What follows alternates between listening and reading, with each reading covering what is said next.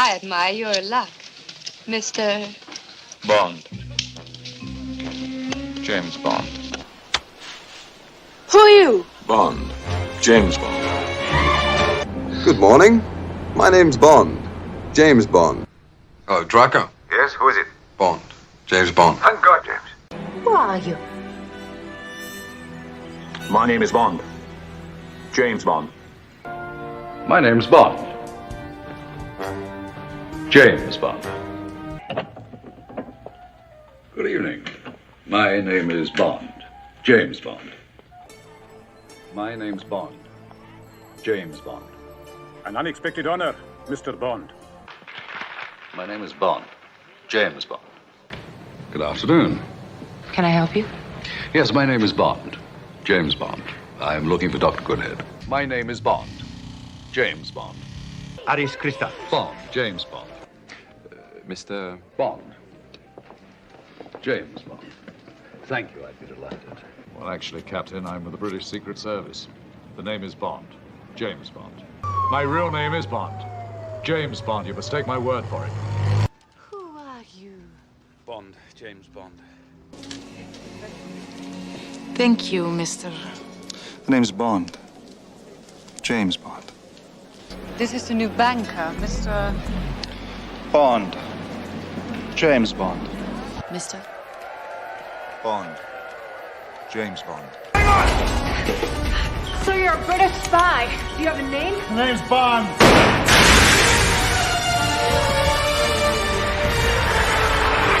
James Bond. And Mr. Bond. James Bond. The name's Bond. James Bond. Bond. James Bond. Bond. James Bond.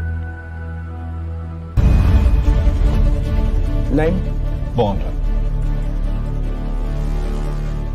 James Bond. Round one. Fight!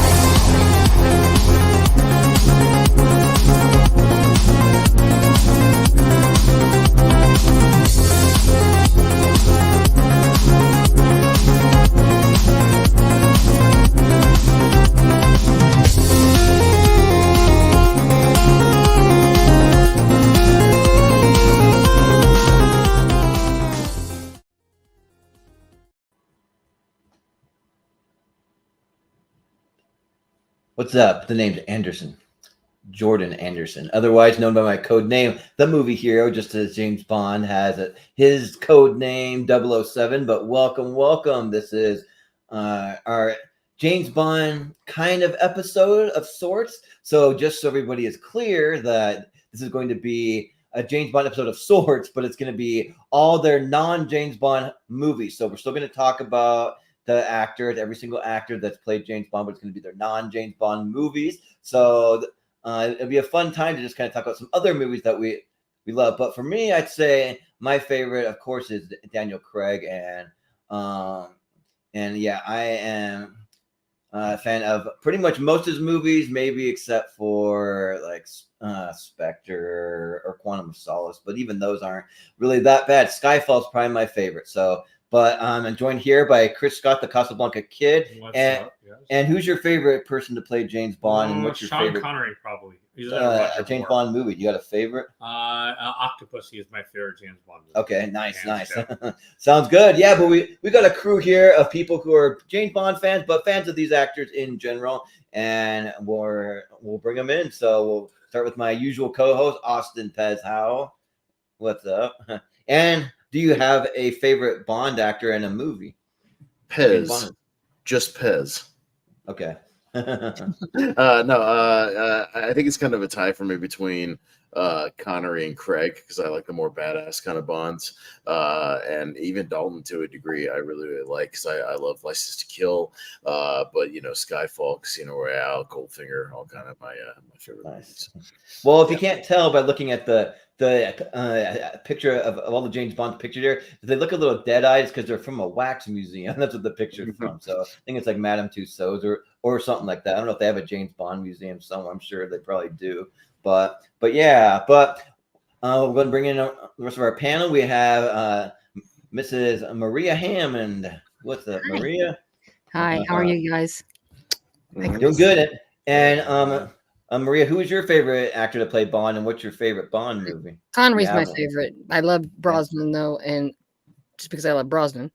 And then Daniel Craig, you can't really fight the physicality he brought to it. That was, unusual for Right. Yep. What was my favorite movie? Thunderball.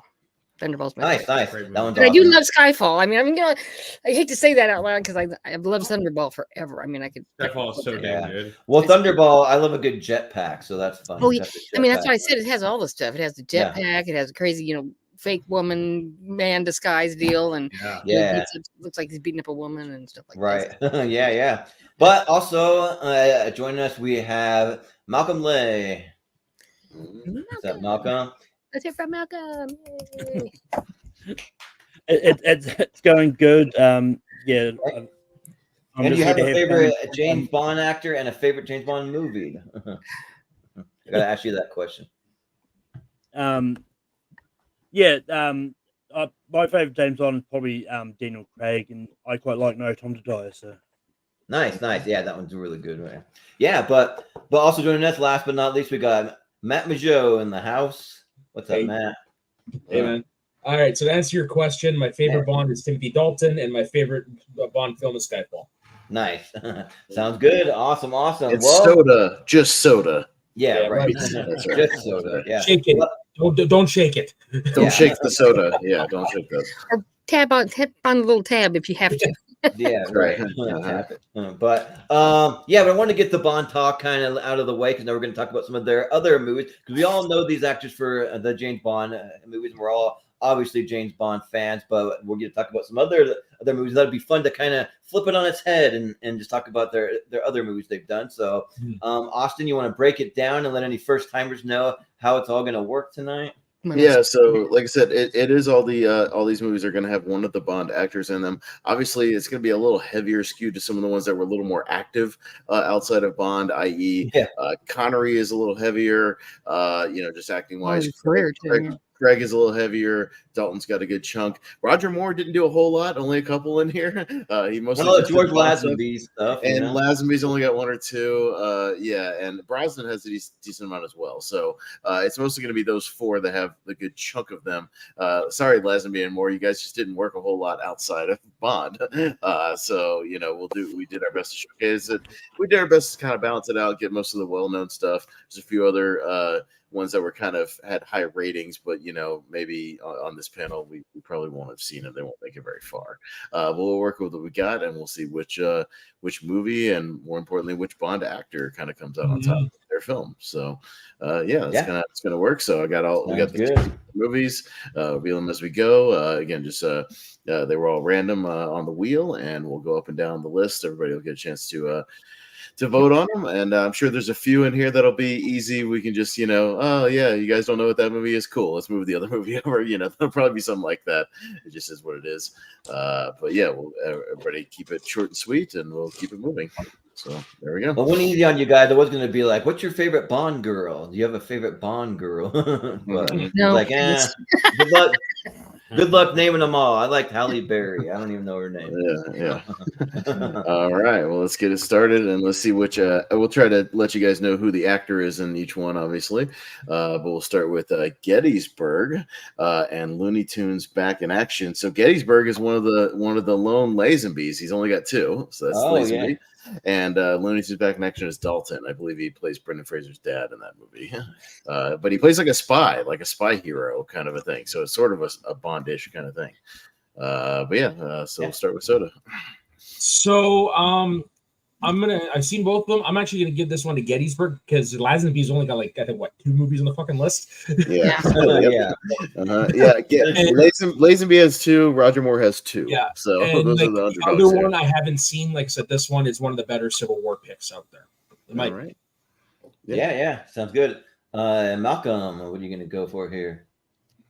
I don't know what Gettysburg is, but I think Looney Tunes Back in Action is actually, I think it's an underrated Looney Tunes movie. I think I think it's better than people give it credit for. So I'm going to go Looney Tunes. Yeah. Well, Malcolm, Gettysburg was a famous battle of the American Civil War, if you're not familiar. So that's Well, I know what the Battle of Gettysburg is. Okay. I don't know much about the movie. Yeah. If you come to Illinois, I'll take you to their museum.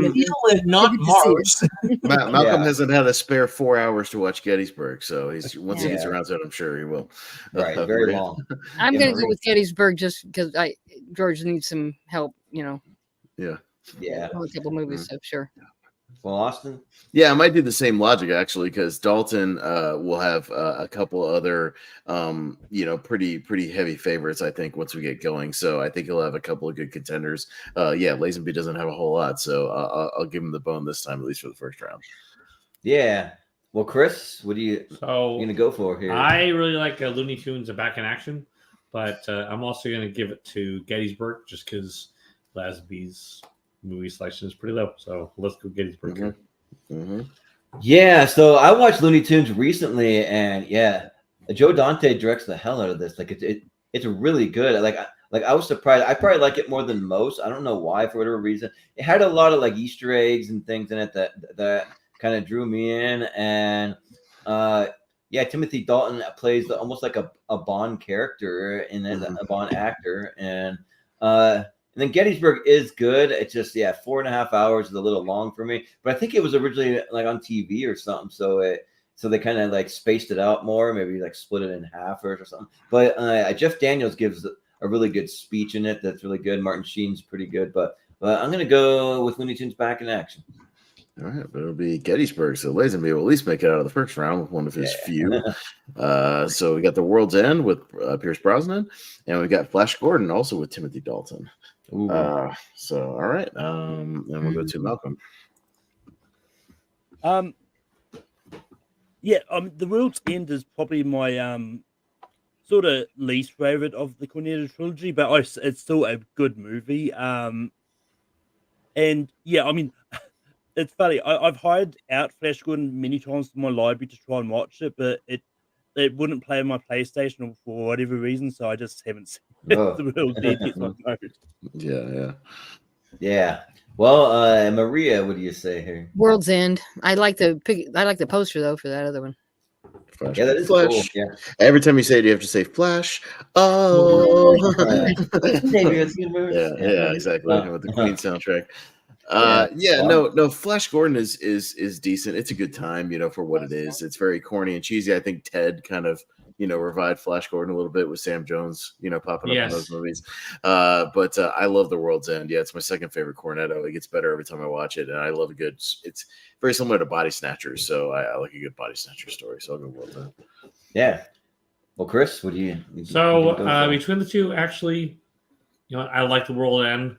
But you know what? I got to give some love to Flash Gordon. I think it's a lot of fun. I think that Queen soundtrack is awesome. I was kind of on the fence about it, but after I kind of went into it with I understand it's being low budget, fun movie. I really, really enjoyed it. Yeah. Sounds good. So I actually met Sam Jones once at a convention, but it's funny. He's an interesting guy because this convention that I went was more of like a toy convention. They had only like very minor celebrities there and only a few of them. And every celebrity that I saw had this small little booth. But then down like at the end, Sam Jones had his own wing of the place.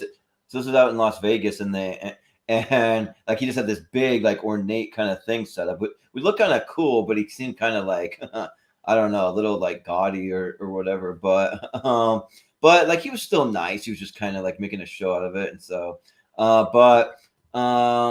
and Flash Gordon is like campy fun. But yeah, The World's End. I'm a huge Edgar Wright fan, and Simon Pegg and Nick Frost. Like that, it's almost impossible to beat those two together. So in a movie. So yeah, I'll go The World's End. Basically, I'm actually going to switch it because I don't know why I spaced that Edgar Wright did that. Edgar Wright is one of my favorite directors working today. Oh, yeah. Yeah, I'm going to switch my vote. Okay, fair as long as you switch it before it's moved over, exactly, then you're good. We'll allow it. So soda.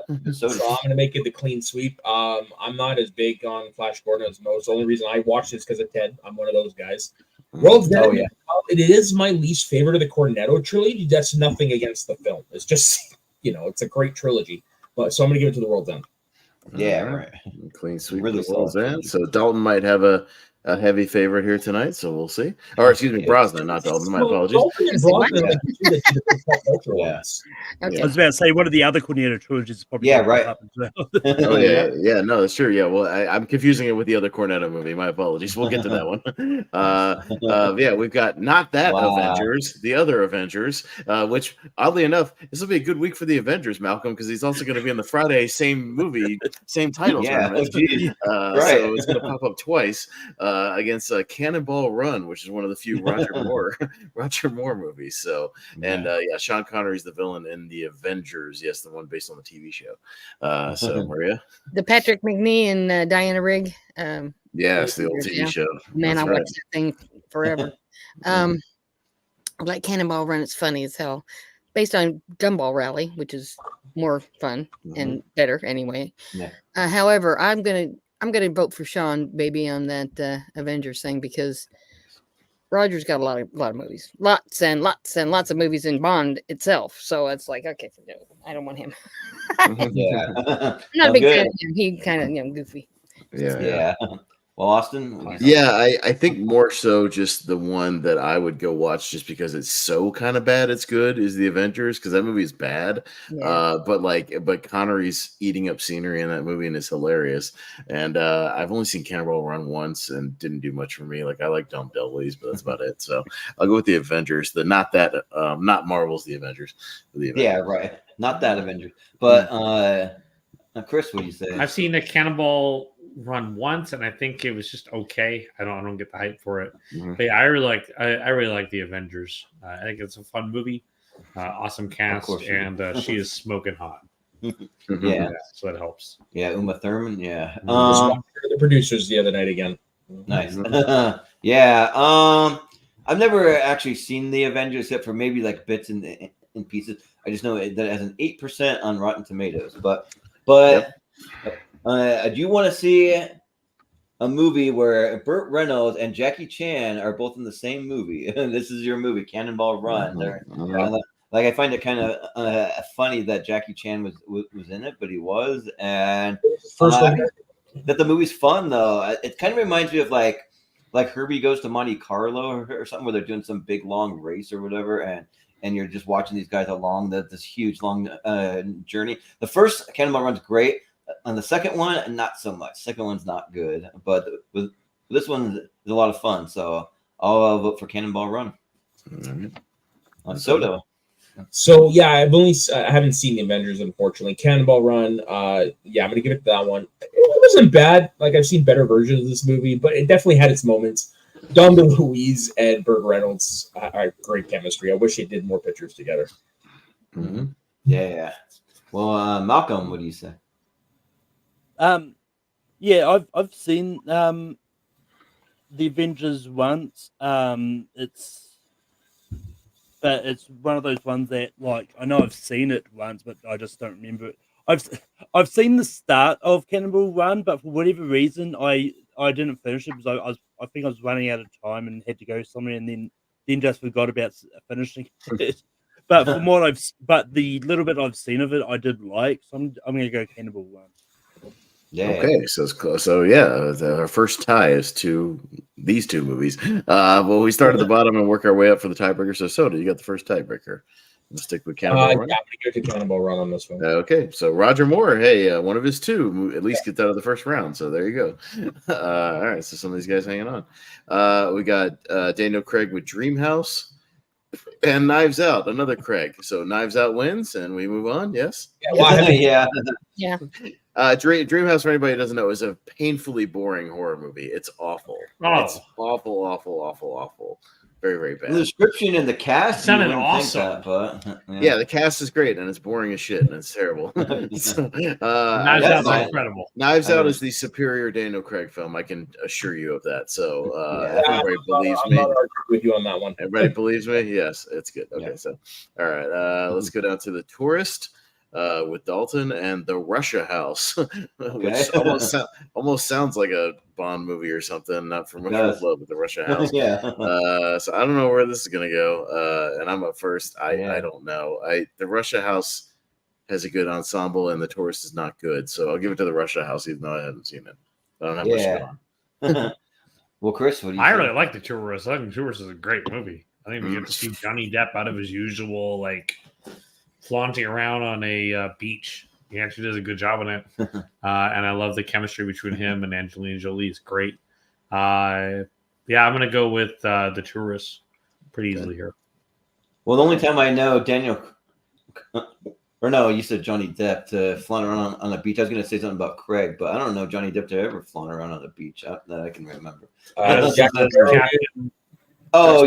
You mean for Jack Sparrow, yeah. for that? Well, I guess he's on a ship and kind of marooned on an island. And he runs on a beach, yes. Yeah. I'm thinking we're talking about if he runs around in a swimsuit on a beach. I don't really think so. Yeah. But like I actually like The Tourist a lot because it's Johnny Depp just being like a normal dude, just like not playing some over the top character, which I kind of appreciate. 'Cause I feel like he's only done that a few times in his career, and I think that The Tourist is a fun time. And did we say that it was Timothy Dalton in The Tourist? Is that what Timothy Dalton? Yeah, he's like a cop in the movie. He's like an inspector. Yeah, that's what I thought. He was like the inspector guy. Yeah, and The Russian House I haven't seen, but did you have that on your list for your Roy Schneider picks, Austin? Roy Schneider? No, because he's more of a minor character in that one. From what I could tell, I haven't gotten to it yet with my Schneider. I'm trying to finish off my Roy Schneiders, but he's more of a minor supporting character in that one. I haven't seen the movie. Yeah, well, like the Tourist, a lot of twists and turns, and I think that it's pretty fun. I'll go with The Tourist. Yeah, but Soda, what do you say? Even though I've never seen it, I'm going to give it to The Russian House because The Tourist, I've seen Johnny Depp, like what you guys have described, I've seen Johnny Depp do better. And very few movies leave me confused as fuck after I see them, and that one certainly did. Yeah. And like I went in because I love those actors, but it's just like, what the hell did I watch? Maybe there's one too many twists and turns. I don't know. Wow, that's good. Yeah, but Malcolm, what do you say? I haven't seen The Tourist. It's one that I've never really got to. Does sound intriguing. And I also haven't seen The Russian House either, to be fair. But it's based on a John le Carre novel, so it could be really good, and it sounds interesting. So I'm gonna go The Russian House. Yeah. Well, Maria, what do you say here? I think anything that makes Sean Connery look like great in a poster has to be voted for. I should go. Hey, fair enough. Our first vote for the poster, Jordan, which is totally legit. Yeah, totally legit. He looks pretty damn hot there. Yeah, that's right. Yeah. And also, my on a panel, or that's been the deciding factor. Yeah. Well, my ex-wife had a huge crush on Sean Connery, but she actually liked older Sean Connery with like a gray hair and a gray beard. Russia. I watch Entrapment, I almost vomit. It's like way too old for her. All right, we got After the Sunset with Brosnan, and we got Dragonheart with Connery from the 90s. Dragonheart. Oh my God. I forgot he was the first dragon, right? Oh my God. Yeah. Seen that one in a while. No, I haven't thought of that for a long time. So it'll be Chris. I don't remember seeing Dragonheart, but I do remember at least enjoying After the Sunset. I think it's a fun movie, so I'm going to go with After the Sunset. All right. Yeah, the main thing I remember about Dragonheart that it has a really great score though. Sounds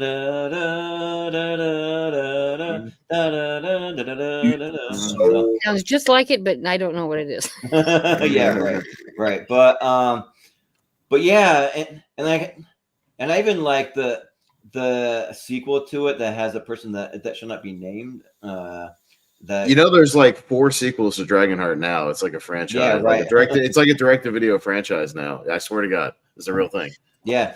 But the sequel. Well, actually, no. The sequel's not he. Well, I do remember it's not a good movie.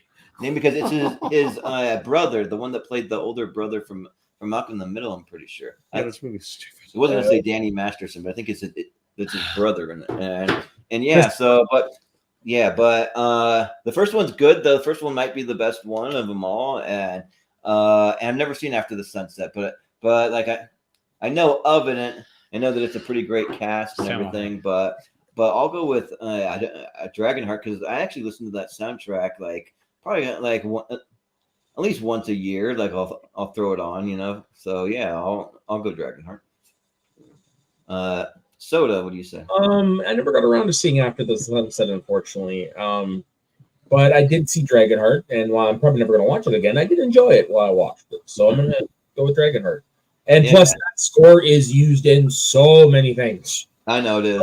It's used in it was used in a bunch of trailers right afterwards. Yeah.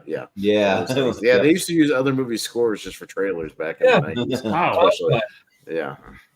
Yeah. But Malcolm, what do you say here?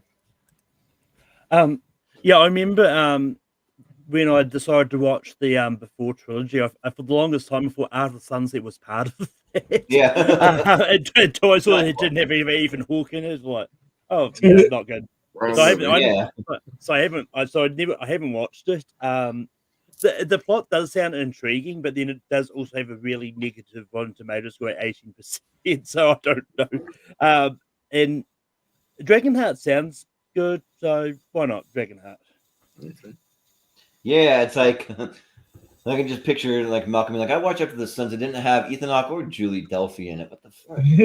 Not a love story or anything. What the hell's going right. on? Yeah, but Maria. I've seen After the Sunset. I'm a Pierce Brosnan fan, and it's not great. I mean, it's okay. It's one of these ones he took for money, and I love Dragonheart. I love Sean Connery's voice in that, so I'm gonna go for Dragonheart. Yeah.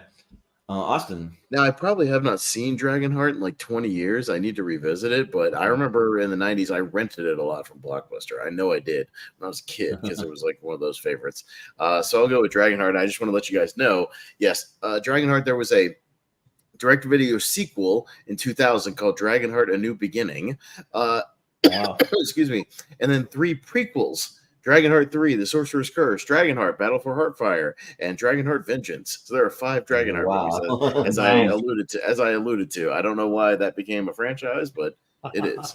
So there you go. Did it make enough money? And like apparently it did, I guess. Or it just has a cult following, so they just use the name. I don't know. Yeah. Wasn't the most recent one like 2020 or something like 2020, yeah, very recent. Yeah. Wow. We're still making them. So we got The Man Who Would Be King with Connery. And Seraphim Falls with Pierce Brosnan, or Western. The 2 Irish guys being cowboys.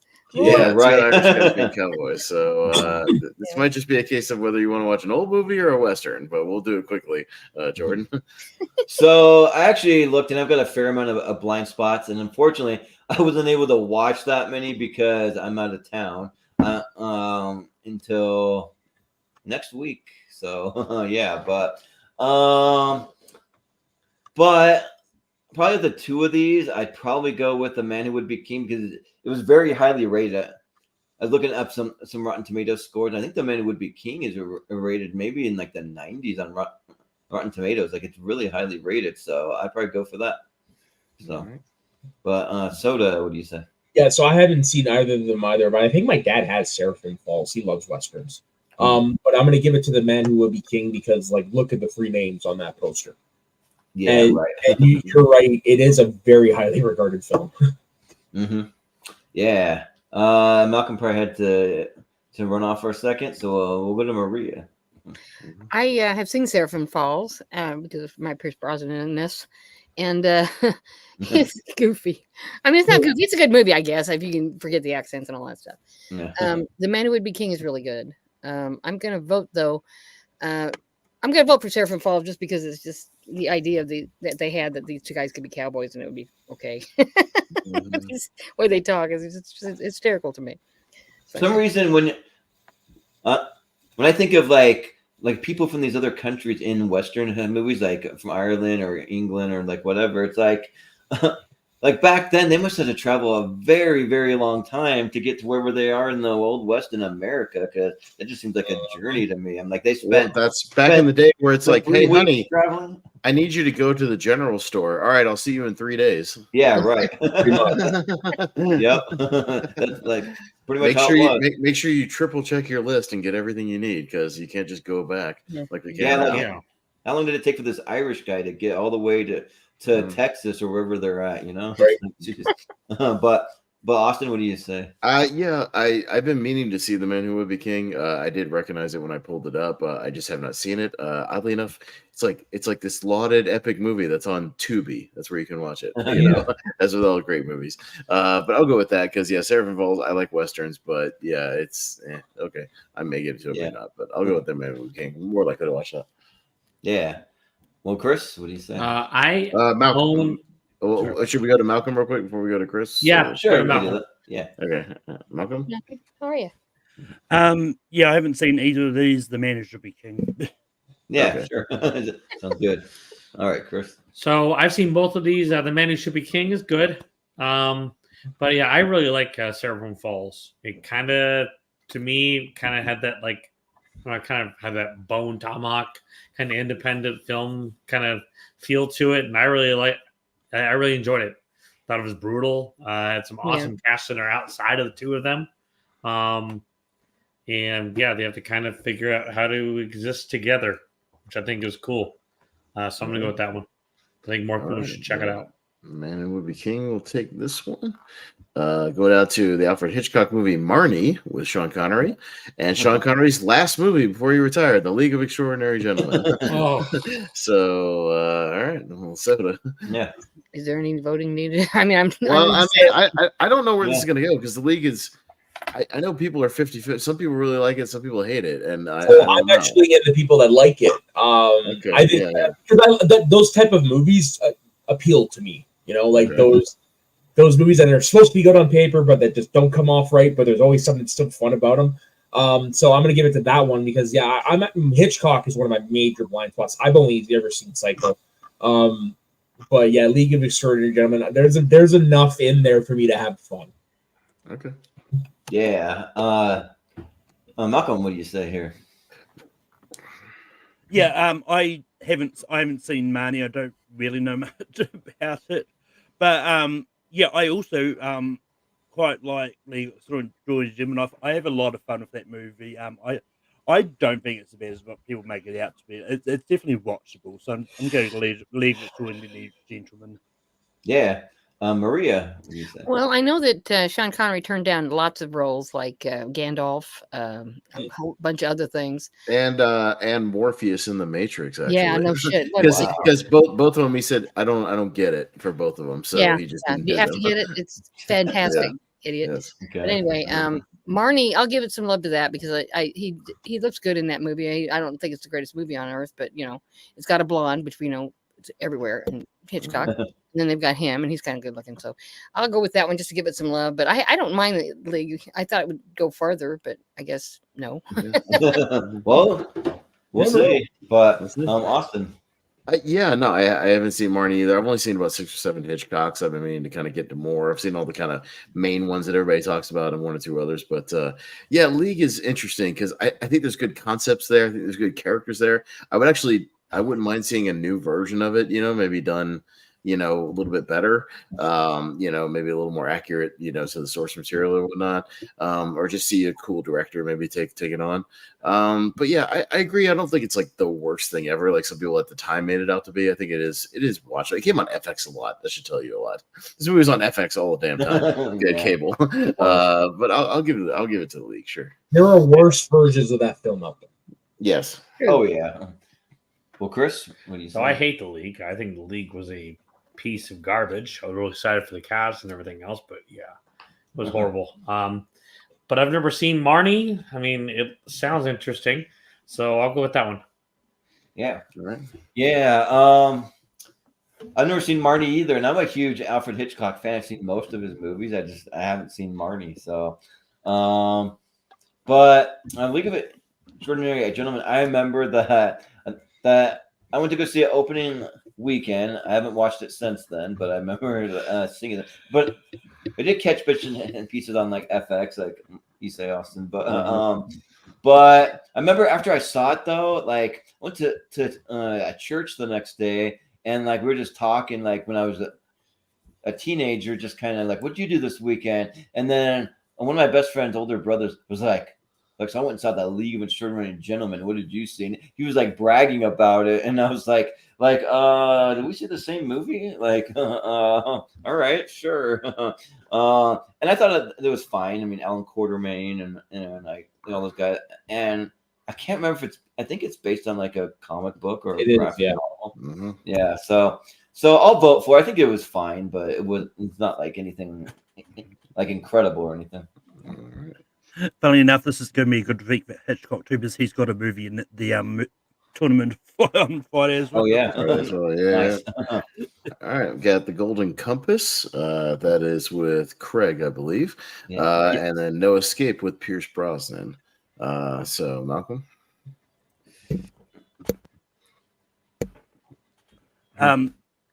Yeah. So I haven't seen No Escape.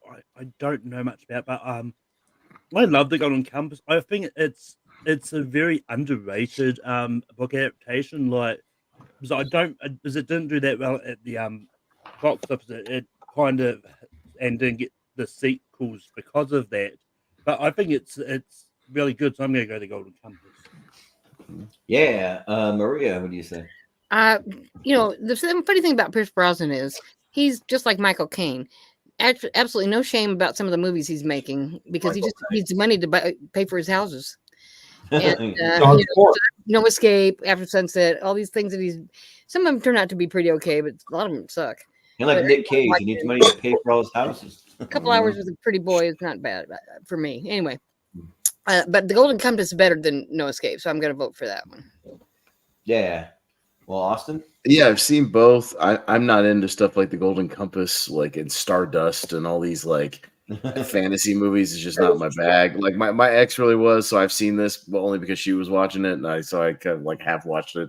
But No Escape, I saw a sneak preview of when it came to theaters actually, and I haven't seen it since then. But I thought it was really pretty good actually, and a really good thriller, especially once the action got going. So I'll give it to No Escape. Yeah. Well, Chris, I think the Golden Compass is painfully boring. Why? It's no. But No Escape was fun. I think it's a good movie. Like you kind of said, especially once the action gets going. But I haven't seen it since, and I don't own it, so I'll go with No Escape. Mm-hmm. Yeah, so I have seen both of these, and the Golden Compass. So it's an interesting story because I think I know why the movie failed. Well, like part of it is because there was an idea, and my dad really bought into it for some reason. In the book, there's an idea that you can kill God, that God can be killed, and my dad didn't like that. He's very religious. It's like that is sacrilegious. Don't go see that movie. Boycott this movie. I'm like, I don't care. It's just a movie. Get out of here. So, and it's a book. Like it's not. It's fiction, fantasy, or whatever. But it's fun just seeing them.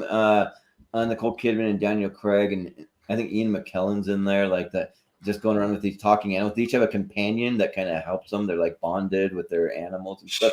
And I actually like that kind of stuff, especially for books. Like, so I'm not huge on just like straight up fantasy movies where it's not based on anything. But if it's based on a book or like a YA novel or anything like that, like I'm usually into all that for whatever reason. The books for fantasy just grab me more, I guess. But because I can imagine it in my head and have it the way I want it in my head, I guess. but No Escape, I thought was a lot of fun. That movie came out when I worked in a movie theater in 2013. Someone's in a hurry tonight, but yeah, it was good. It's just him and Lake Bell escaping during civil unrest in like Thailand or Vietnam, something like that. But it's kind of a cool like thriller. So yeah, I'll go No Escape. I'm trying to get as many in before Maria has to leave. Also, besides, I don't want to be a 4-hour show. So yeah. Jordan's spinning soliloquies about every movie tonight. Hey, if someone wants to know a little bit about the background of a movie, I'll try to keep it shorter, but give them some context. But Soda, what do you say? So I'm gonna give it the Golden Compass because I've seen it. Yeah, sure. Sounds good. Another tie, and this time to Malcolm. Golden Compass. All right. From the director of American Pie and Down to Earth, it comes the Golden Compass. Anyways. Wow. Right. You want to hear a fun fact about him? His grandmother was the love interest in the 31 Spanish Dracula. Okay. The one that, it's back in the 30s, just like 10 seconds. Back in the 30s, they used to do foreign language versions of the American film. So when they did Dracula, they also The Spanish Dracula. Yeah. Well, she was the main female in that. So her grandson directed American Pie. Oh, okay.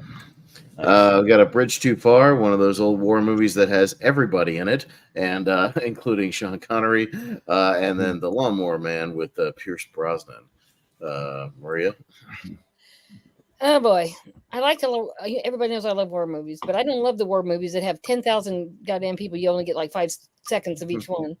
I went Lawnmower Man because I know Pierce isn't exactly. He thinks he did a great job in that, and I don't think it's a bad movie. I like it. I'll go with Lawnmower Man. Yeah. Austin, what do you say? Lawnmower Man and Lawnmower Man 2 both suck. Those movies are horrible, and they have horrible video games also. Video games? Jeez. Yeah, the Lawnmower Man video game for Super Nintendo stinks. But I don't mind those old war movies. Those are dad movies. I've seen them all with my dad, and I don't mind the fact that they have those ensembles with everybody in it because that's kind of fun, to see literally everybody as somebody. So I'll go Bristow. Yeah. Chris, what do you say? I'm actually going to give it to a Lawnmower Man. I probably saw that movie way too young, and it definitely creeped me the hell out. So I'm going to go with that one. Yeah, I've never seen either one of these, but Lawnmower Man sounds interesting. Like, just a little quick, I'll just read just a sentence or two of the synopsis, but it sounds pretty intriguing. The eccentric Dr. Lawrence Angelo puts mentally disabled landscaper Joby Smith on a regime of experimental pills and computer simulated training sequences in hopes of augmenting the man's intelligence. And then he has him do all these. Yeah, and the CGI in 1992 is horrendous. It's awful. It's on paper. It sounds fun, but I don't know if it translated. I'll give you a screenshot of it here in a second. Yeah, it's so bad. Yeah, but I don't know. A Bridge Too Far just seems like I don't know, just not my cup of tea, but I guess I don't know. So I'm going to go Lawnmower Man. Yeah, I'm going to go with Lawnmower Man because I've seen it and it's a goddamn trip. Yeah. Yep. Malcolm.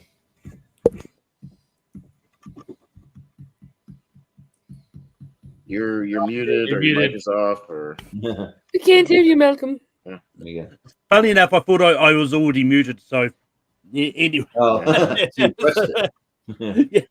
yeah. There we go. Geez. Holy that's shit! It? Yeah, that's dude, that's the if you want to watch it, Jordan, that's what you're in for right there.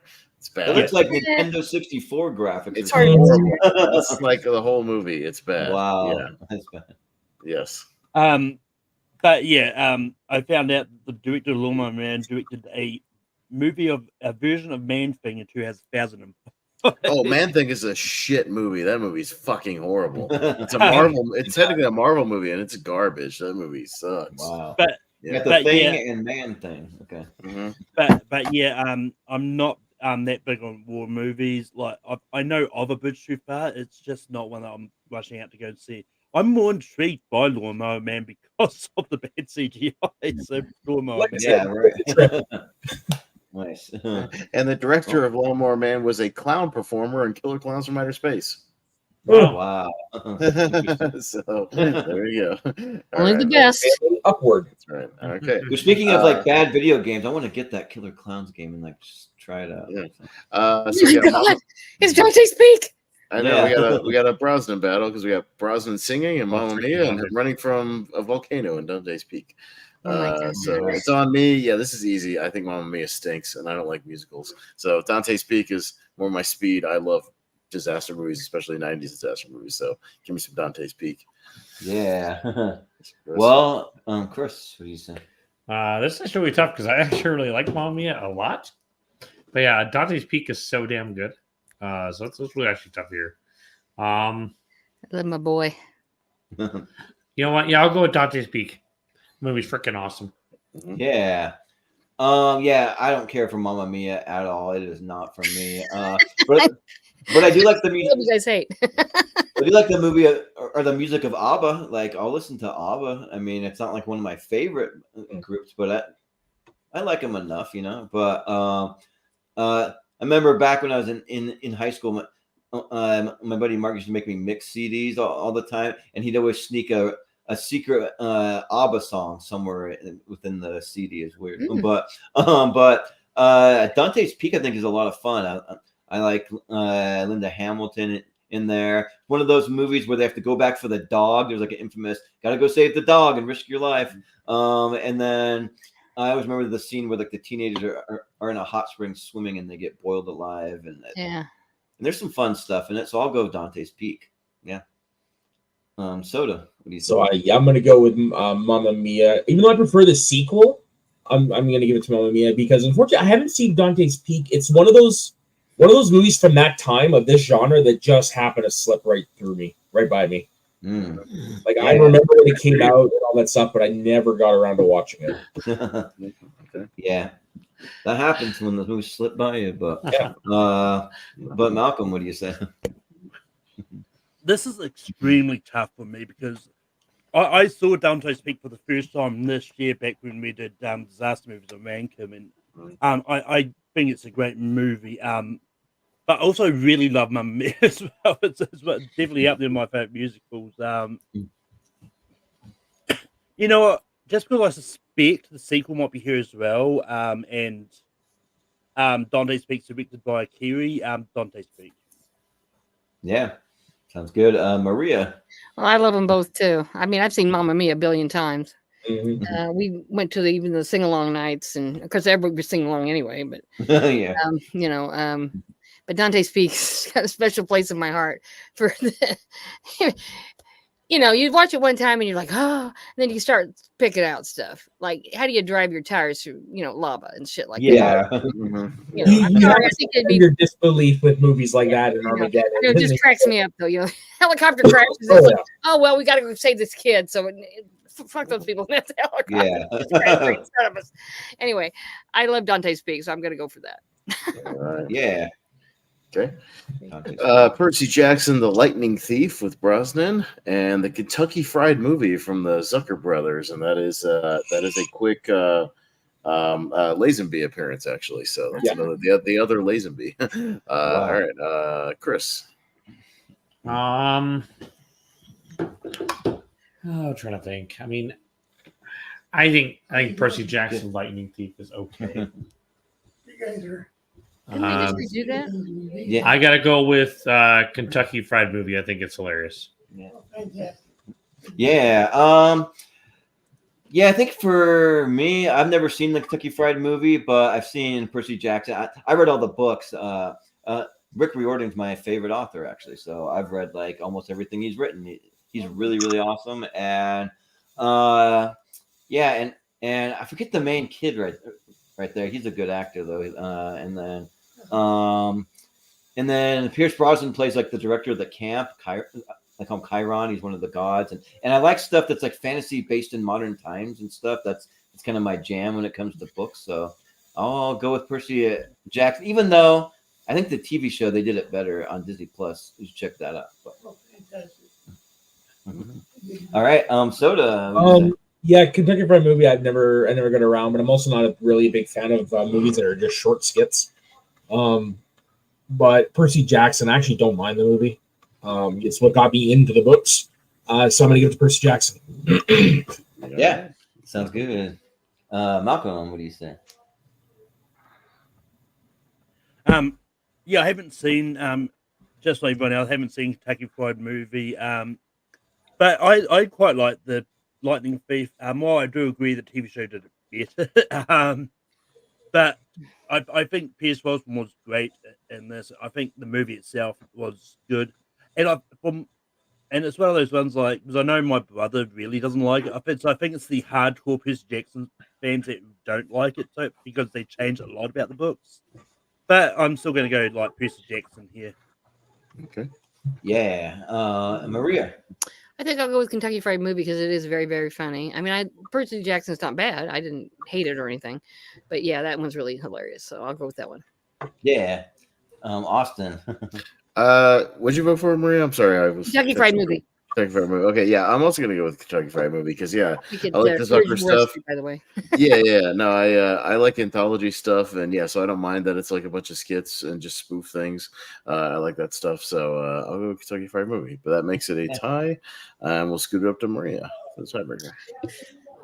Kentucky Fried Movie. Okay, close match, but Kentucky Fried Movie. So both of Lazenby's movies have actually made it out of the first round. Surprisingly enough, only his two, and they both made it. So we got now we have to kick him out. we have Highlander 2, The Wow. Quickening, the infamous bad movie, and Entrapment. Oh man. Yeah. Oh my God. Jordan. Yeah, like Highlander 2, The Quickening is baffling. Like that movie, it's just I don't get it. Like, so the first one, I don't know when it's set, but hundreds of years ago, something like that. And I think this one's set in modern times or the future, maybe. It might be the future. I don't know, but it's they're doing some weird stuff, like some of the worst fight choreography I've almost ever seen in a movie. And you got one of the guys, the main guy, like running around on like a green goblin kind of like hover thing at like one point, and it's just like it's really weird. And Entrapment, I don't think is that good either. I think that like I remember Catherine Zeta-Jones doing her thing under the lasers and all that stuff. But so just because I'd rather watch Catherine Zeta-Jones do that than anything in Highlander 2, I'll go with Entrapment. So, but Soda. Yeah, I'm going to go with Entrapment 2 because it's Catherine Zeta-Jones in the 1990s. We're talking about Entrapment 1, not Entrapment 2. I don't think they made that one's still in development. Malcolm. Leave it there. Yeah, I haven't seen any of the Highlander movies. I've seen various clips of the first one, but I don't mind Entrapment. I think it's a lot of fun, and Catherine Zeta-Jones is really hot, so Entrapment. Yeah, right. Yep. Well, Maria, what do you say? None of you are creeped out by the fact that this like 80-year-old guy is hot for this 30-year-old woman. They might actually do it. Oh my God! All right, never mind. Well, didn't you say that like there were people who were into old, gray I have Connery? a friend that was her kink. That's what I mean. Like older, gray Gray Connery. Yeah, it's a thing. My friend actually had a thing for Sean Connery when we were in high school. Yeah. I got it. And Anthony Hopkins. Highlander. So I'm going to respond real quick because I got to call my dad back. Okay. But I will definitely go with Entrapment here. I think it's a fun movie, but I don't hate Highlander 2 like everyone else does. It's just all right. Yeah. Yep. And I'm last, I guess. So yeah, sure. I have not seen Entrapment yet. I've been meaning to. I have it on my Vudu. I actually bought it a while back, and I need to get to it. Highlander 2 is one of the worst movies ever made, so I'll give it to Entrapment. Yeah,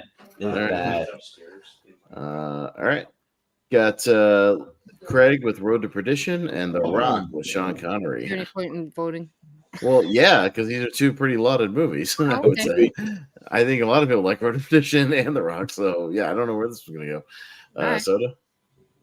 Yeah, this is kind of tough, but I'm going to give it to The Rock just because I've seen it more, and it has Nicolas Cage. Yes, like it's a fun '90s action. Mm-hmm. Yeah, Road to Perdition is a really good movie. I appreciate it more now than I did the first time I saw it, for sure. Yeah. Malcolm, what do you say? Yeah, just a quick thought. Yeah, I was about to mention. Clearly, it's still big. 4 years. Well, she's only 29. Wow. No idea.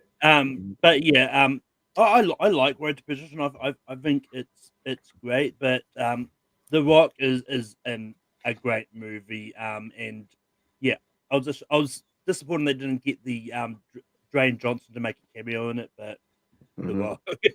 That was when he was still Flex Cavana, Malcolm. I don't think that would have worked at the time in '96. But I just want to say, Catherine Zeta-Jones just took the concept of Entrapment and then went to real life dating Michael Douglas for forever, who's way older than her in real life. So yeah, I think she just kept that.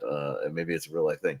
But Maria, Road to Perdition. I know it's comic book based, but it doesn't feel like it. Of course, it's not bad. And of course, Daniel Craig's in it, and Tom Hanks, and all those guys. But The Rock is classic. I mean, there's just nothing you can say. In my opinion, you're not going to be able to beat it because it's just a great movie. I mean, it's just great. One of Michael Bay's best. So I'm going to vote for The Rock. Yeah. Austin, what do you say? Yeah, no, I think Road to Perdition's okay. I think it's a tad overrated. I've never loved it like a lot of people do. Yeah, I think The Rock is really, really great. Still one of Michael Bay's best movies, and I love the theory that he's playing sort of a disenfranchised Bond in the movie. Who's like kind of locked up, and maybe he went rogue and did some naughty things, and and yeah. So I'll go with The Rock. Yeah. Well, Chris, you're back just in time to vote on The Rock and the Road to Perdition. What do you So I love Road to Perdition. It's such a great movie. God, this is actually really, really tough for me because I also love The Rock. But you know what? I'm going to give it to Road to Perdition because I feel like not enough people appreciate it. And if some of you haven't seen it, it's a phenomenal movie. Yeah. I don't know what to think about The Rock because it's good, but it's got like too many Michael Bayisms for me that it's like, I don't know. It almost like makes me not appreciate the performances because I think that it all comes down to the performances for me. It's like Nick Cage and Ed Harris and The Rock right there, and like this, and then there's a big twist in there, and when one of the characters kind of turns, and but yeah, the Road to Perdition is actually really, really good. It's a young Tyler Hoechlin as the kid who went on to play Superman in a TV show, I think. But and yeah, so I think I like Road to Perdition slightly better, so I'll go with that. But it's going to be The Rock. We'll move on. We'll get Robin and Marion, which is Sean Connery's Robin Hood movie, for anybody who knows. And Medicine Man. Yes! Medicine Man, which is a One of horrible my favorites. My Sean 128 Connery is in there. movie. Oh, it's not. What? It's not horrible. Movie. He's fighting the cure for Not cancer. a horror movie at all. I like Hunt is delicious. Maria, this is the movie that broke John McTiernan's hot streak. Okay, it's terrible. John McTiernan went to jail. That broke his hot streak. So let's. No, this did because he had Predator, Die Hard, Hunt for Red October. Oh shit, wrong with Medicine this Man, movie. and then Last Action Hero. Yeah. It's a good movie. I'm sorry, it is. I'm sorry. I just I saw it nuts. If you say so, Malcolm. So is Medicine Man a spin-off from the TV show Dr. Quinn Medicine Woman? No. It seems like it. He's a researcher in the jungle, the Amazon, and trying to find a cure for cancer. He had it. He lost it. He can't remember why it went that way. Yeah, it's so good. It has a whopping 17% on Rotten Tomatoes. Oh my god! and I remember specifically making Siskel and Ebert's worst of years. That list. I don't give a shit what they thought. That's dumb. So because of the plot of Medicine Man being about finding the cure for cancer and losing it, I'm going to blame Sean Connery for the fact that cancer still exists. So Robin and Marion. Yeah. I see you. Sounds good. Well, he didn't exactly lose it. He just couldn't. Yeah, he didn't exactly lose it if you guys actually watch the movie. Well, Maria, what do you say here? Oh, I love them both. I mean, but Medicine Man is a particular favorite. Lorraine Bracco's fantastic. They're in a jungle. They're with a tribe. They have to become part of the tribe. Then there's some conflict with whether or not there's a real medicine man in the tribe, and then what he's doing. And it's a great movie. I don't know why you guys don't like it, but okay. Yeah. It doesn't matter to me. I love it. I think it's a great movie. I'm going to vote for Medicine Man. Yeah. I can't believe it was here. That's why I was like, oh my god, I never to see this movie. Yeah. Well. Austin, what do you say? No, I don't like it because it's a horrible script and it's bad. And I can't believe McTiernan had this. Like, if you'd erase this, he'd have a pretty damn flawless 80s and 90s. Yeah, I haven't seen Robin and Marion, but I'm more intrigued by that one because it's like older Robin Hood, and it's kind of intriguing. So yeah, I'll go with Robin and Marion.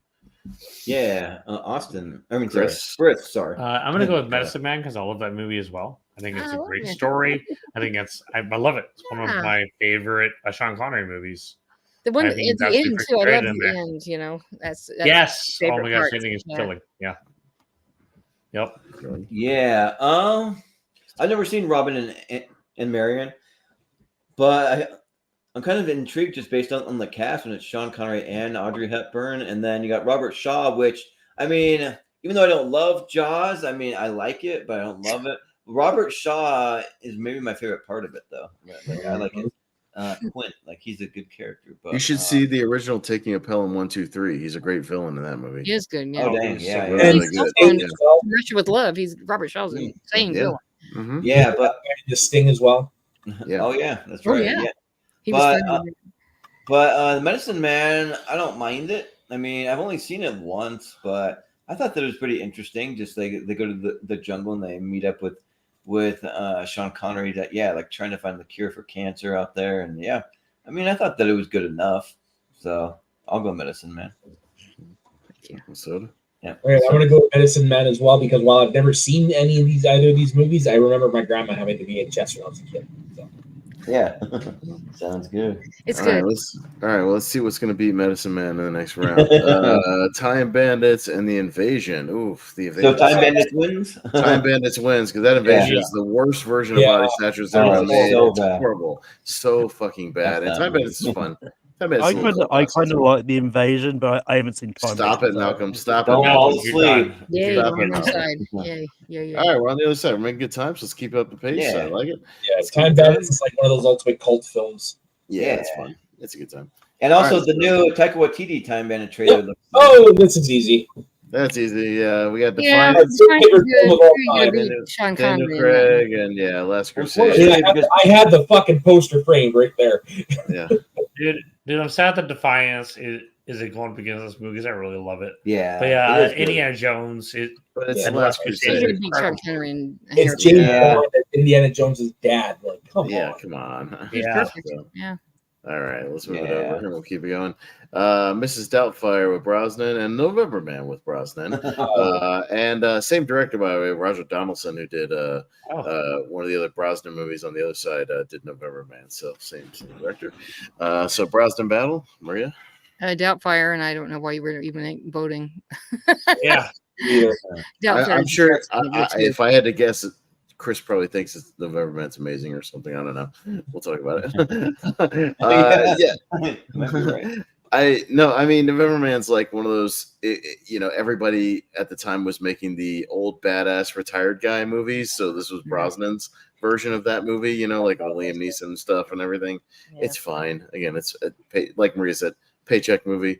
But I think his character gets a bad rap in Mrs. Doubtfire. He's a nice guy, and Robin Williams is the asshole in that movie. So I'll give it to Mrs. Doubtfire. I agree. Yeah. Chris, what do you say? So I know I have a rap of thinking everything's freaking amazing. I think it's an okay movie. I think it's fun for what it is, but do I think it's the greatest thing in the world? No. But yeah, Mrs. Doubtfire is a classic. I don't know why we're even voting for this shit here. Because Jordan doesn't like it. That's why. Yeah, but at the same time, I've never seen November Man, so I don't really know. It just looks like very generic Brosnan, but and Miss Doubtfire I just think is very overrated. I'm not going to say it's bad. I just think that it's like gets too much praise and it's overrated for me. So, for me, I just cringe every time he's dressed up as a woman. I just don't care for it. But when Robin Williams not as Mrs. Doubtfire, just being Robin Williams, I love that stuff, and so that part I actually do like. But yeah, sometimes kooky characters can be a little much for me. Sometimes it just depends. But so I'll go with Miss Doubtfire still. But yeah, I don't know. I just think like everyone's like she's wacky. Oh, Mrs. Doubtfire. Okay, well, fine. Well, how's it going, Jonathan? Yes, I'm seeing Regal's early access showing of Twisters tomorrow night. I'm very excited. So, yes, I've heard that it's not like perfect, but I've heard it's a good kind of throwback to '90s disaster movies. I can't wait to see which it. is what I'm looking for. I just wanted to feel like a '90s disaster movie. That's all I want. So yeah, it's cool. Yeah. Yeah, this is Mrs. Doubtfire for me. Like I fucking love that movie. I've loved it since the first time I saw it as a kid. All right. Yeah. Yeah. I haven't seen November Man. Mrs. Doubtfire is on my 128. It's a drive-by fruiting, so Mrs. Doubtfire. Yeah. The drive-by fruiting. Yeah. All right, got Toy Story 3 with Dalton. That is when he walked into a San Francisco sex shop dressed as Mrs. Doubtfire. I don't think Dalton's character is on that poster, but he plays like the mole, little porcupine. Yeah, he plays a little porcupine thespian character with the girl and her group of toys. Yeah. And then, Layer Cake is early kind of British crime Craig there.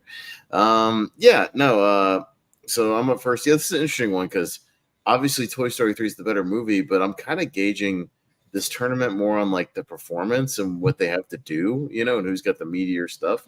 And in this case, I think it's Craig because Layer Cake, he's really, really good at it. And it's kind of a standout thing. And it's one of the roles that got him attention to be a Bond, actually, that people saw. And it's a couple of years before, Casino Royale, and people kind of took notice of him. So just for the role, I'm going to go with Layer Cake here. Yeah. Well, Chris, what are you going with? I haven't seen Layer Cake. I mean, it looks potentially interesting, I guess. But I love the Toy Story movie, so I'm going to go with that one. All right. Yeah, I also haven't seen Layer Cake either, but I do like the cast. I mean, with Daniel Craig, Tom Hardy's in it, I guess. Ben Whishaw, Sally Hawkins, Michael Gambon, who played Dumbledore in Harry Potter. So pretty decent little cast. But yeah, Toy Story 3. It's freaking like a great movie. And if I had seen Layer Cake, maybe I could give it some more love, but I haven't. So I'll go Toy Story 3. But Soda. Yeah, I never saw Layer Cake, unfortunately, but Toy Story 3 is my favorite Toy Story film of all time, and it's in my top 100. So Toy Story 3. Yeah. About right. Malcolm. Yeah, Toy Story 3 is good, but Dalton does only have a really small part in it, though. But I quite like Layer Cake. I think it's a lot of fun, so I'm going to go Layer Cake. Yeah. Yeah, he deserved it, all the accolades for that. It's a good movie, and he's good in it. So I'll go with Layer Cake as well. Okay. We have a tie up to me this time, and you know what? Just champion the underdog this time. Let's go Layer Cake. Sure. Craig's this is kind of the role that got him Bond. Honestly, if you look into it, this is one of the ones that got him. So look into it. It's good. All right. So we got Finding Forrester with Connery and Glass Onion, obviously with Craig. So Chris. I mean, Knives Out got through, but yeah, Finding Forrester is a masterpiece. That movie is absolutely perfect. I would easily go with that one. Seriously, you guys are laughing at I think it's okay. Masterpiece. I wouldn't call it a masterpiece. No. You guys snorting glue? Yeah. Okay, I mean, oh Jesus! Don't make me start making memes of if you don't like Finding Forrester, go sniff glue. Some glue, yeah. Use a bunch of glue sniffers. You didn't go sniff glue and watch Finding Forrester. I wonder if you're gonna have Name of the Rose in here at some point. I don't know. Yeah, but like I actually do like Finding Forrester quite a bit. I think he's like an English teacher that's teaching this guy how to write and stuff. And he, but then he plays basketball. I'm a basketball guy, and so that's cool. But Glass Onion. Yeah, Connery has a really cringy thing where he's like, "You the man now, dog." Yeah, he's speaking black in that movie. It's really bad. Yeah, it's right. Really cringy. But the Glass Onion has an awesome cast, and the standout to me is probably a Batista. But I mean, I like pretty much. And also, I can't remember the black girl with the short hair too. She's really good too. But Janelle Monáe? Janelle Monáe. Yeah, she's awesome in it too. So so I'll give it to Glass Onion. Yeah, but Soda, what do you say? So I'm familiar with Finding Forrester, but I've never seen it. Like I know more of its reputation. So I'm gonna give it to Glass Onion because I actually enjoyed it. Is it as good as Knives Out? No, but it's still enjoyable. Yeah, for me, I like it better because it was less predictable to me. I like it better. You predicted the end of predicted Knives Out within like 20 minutes. No kidding. Yeah. I just I bet it's this person, and it was. I didn't get it. But Malcolm, what do you say? I think the same with a lot of murder mysteries. Like you can make an educated guess from the start, but sometimes it's the getting there, which is still a lot of fun. Finding Forrester is decent. Like I've seen it. I think it's pretty good. But yeah, I love Glass Onion. I think it's great. And apparently they are working on a TV series of Finding Forrester. But the director does not. The director does not give me hope, because it's apparently directed by Tim Story. Glass Onion's going to be. Story's a bad director. Just stop. It's like Wadlow. He just doesn't make good movies. I'm sorry, he just doesn't. No. Maria. Yeah, I hate Ryan Johnson. So Finding Forrester. Okay. But it's sad Tim Story made the better version of Fantastic Four. That's weird, even though it's not that good. but awesome. I really liked Glass Onion. I liked it more than Knives Out. I'm in that camp where, I like the ensemble more and kind of the setting and whatnot, and I dug it. So I'll go Glass Onion. So, all right. All we need is a meme that says Finding Forrester is a masterpiece. You need that. Dog. All right, we got First Night and Munich. So Connery versus Craig. Jordan. Yeah. So I've still never seen Munich. It's one of my Spielberg blind spots. I've never seen it. Yeah. I've heard good things about it. It's just I don't know why I haven't gotten to it yet. But First Night I've seen multiple times. I mean, Sean Connery is pretty good in it. I think it's about. We lost you for a second, Jordan. Or they might be frozen. Are you frozen? Yeah, he's frozen. You want to build a snowman? Come on. All right, we'll come back to him in a second. Soda, go ahead. Yeah, I'm actually with Jordan. Munich is also one of my Spielberg blind spots. But I'm gonna give it to First Night just because I love medieval movies. Yeah, I'll keep an eye out for when they unfreeze. There they go. Back? You back? Yeah. We're back. Okay, give me your vote real quick, Jordan. Yeah. Yeah. For a little while. I'm gonna go First Night. I think it's about King Arthur and Lancelot. I think, but So and I think it's pretty good actually. So I'll go with First Night. All right, Malcolm. I haven't seen either of these. The one that probably intrigues me more is First Night. So First Night is my vote. Maria. Munich. I loved it. I think First Night is a little bit drama-y, soap opera-y. But yeah, I love Munich because I mean, God, the ruthless things these guys had to do to get these guys figured out and caught. So anyway, yeah, Munich. Yeah. Munich is not one of my favorite Spielbergs. It didn't work for me last time I watched it. I'll give it another chance maybe in the future, but just something about it just didn't click. First Night used to come on TV all the time back in the late 90s. So I used to see it a lot, like on cable, and I haven't seen it in probably 20 years, another one. But I remember liking it, so I'll go First Night. Yeah. Chris. I'll go Munich. I remember seeing it in theaters and really enjoying it and being really surprised by everything they had to do to make that happen. Pretty awesome story. All right, but First Night actually takes this one. There you go. Yeah, 4-2. All right. We got Hot Fuzz with Dalton and the Tailor of Panama, whatever that is. So Hot Fuzz. Spy movie with Crosby. Yeah. If I'm not mistaken, Tailor of Panama has an early role with Daniel Radcliffe. If that's the one. Okay. I don't know, but it's good. I I've never seen it. He was in a Brosnan movie before Harry Potter. I know that much. Yeah. Well, Hot Fuzz rules, so Hot Fuzz. Yeah. Hot Fuzz. Fuzz is awesome. Yeah, Daniel Radcliffe is in Taylor of Panama. Okay, cool. So we got Logan Lucky versus The Quest. Logan Lucky wins. Yeah, I'll just tell you one quick thing about The Quest. Because I put this one on the list just for Jordan, so just give me a little tidbit about it real quick. Roger Moore is actually the villain in the movie. Yeah, it's really weird. He's not great. And this is like the worst version of Bloodsport because it's like the same thing. It's like an underground tournament. Only imagine Bloodsport if JCVD was like a creepy dude who was like a Pied Piper of poor kids and French and stole the bread for kids, but also knows how to fight people. It's weird. Yeah, it's not a great movie. So I just want to throw that out there. Don't watch The Quest, but I wanted to at least get it in there because Roger Moore is the villain in it. But yeah, Logan Lucky's better movie. All right. You ever get a chance though? Chris was just showing me the cast of the Tailor of Panama. It's stacked. Like it is, but it's not. It's kind of boring. It's not a great. Okay. Well, that can happen. So yeah. Well, so is the cast of Hot Fuzz. That cast is stacked too. Yeah. All right. We have Darby O'Gill and the Little People from Disney with Sean Connery. He sings too. He's pretty good at it. David Fincher's the girl with the dragon tattoo. So, has anybody else seen Darby O'Gill besides Maria? I have. I've seen it. I didn't know this until now.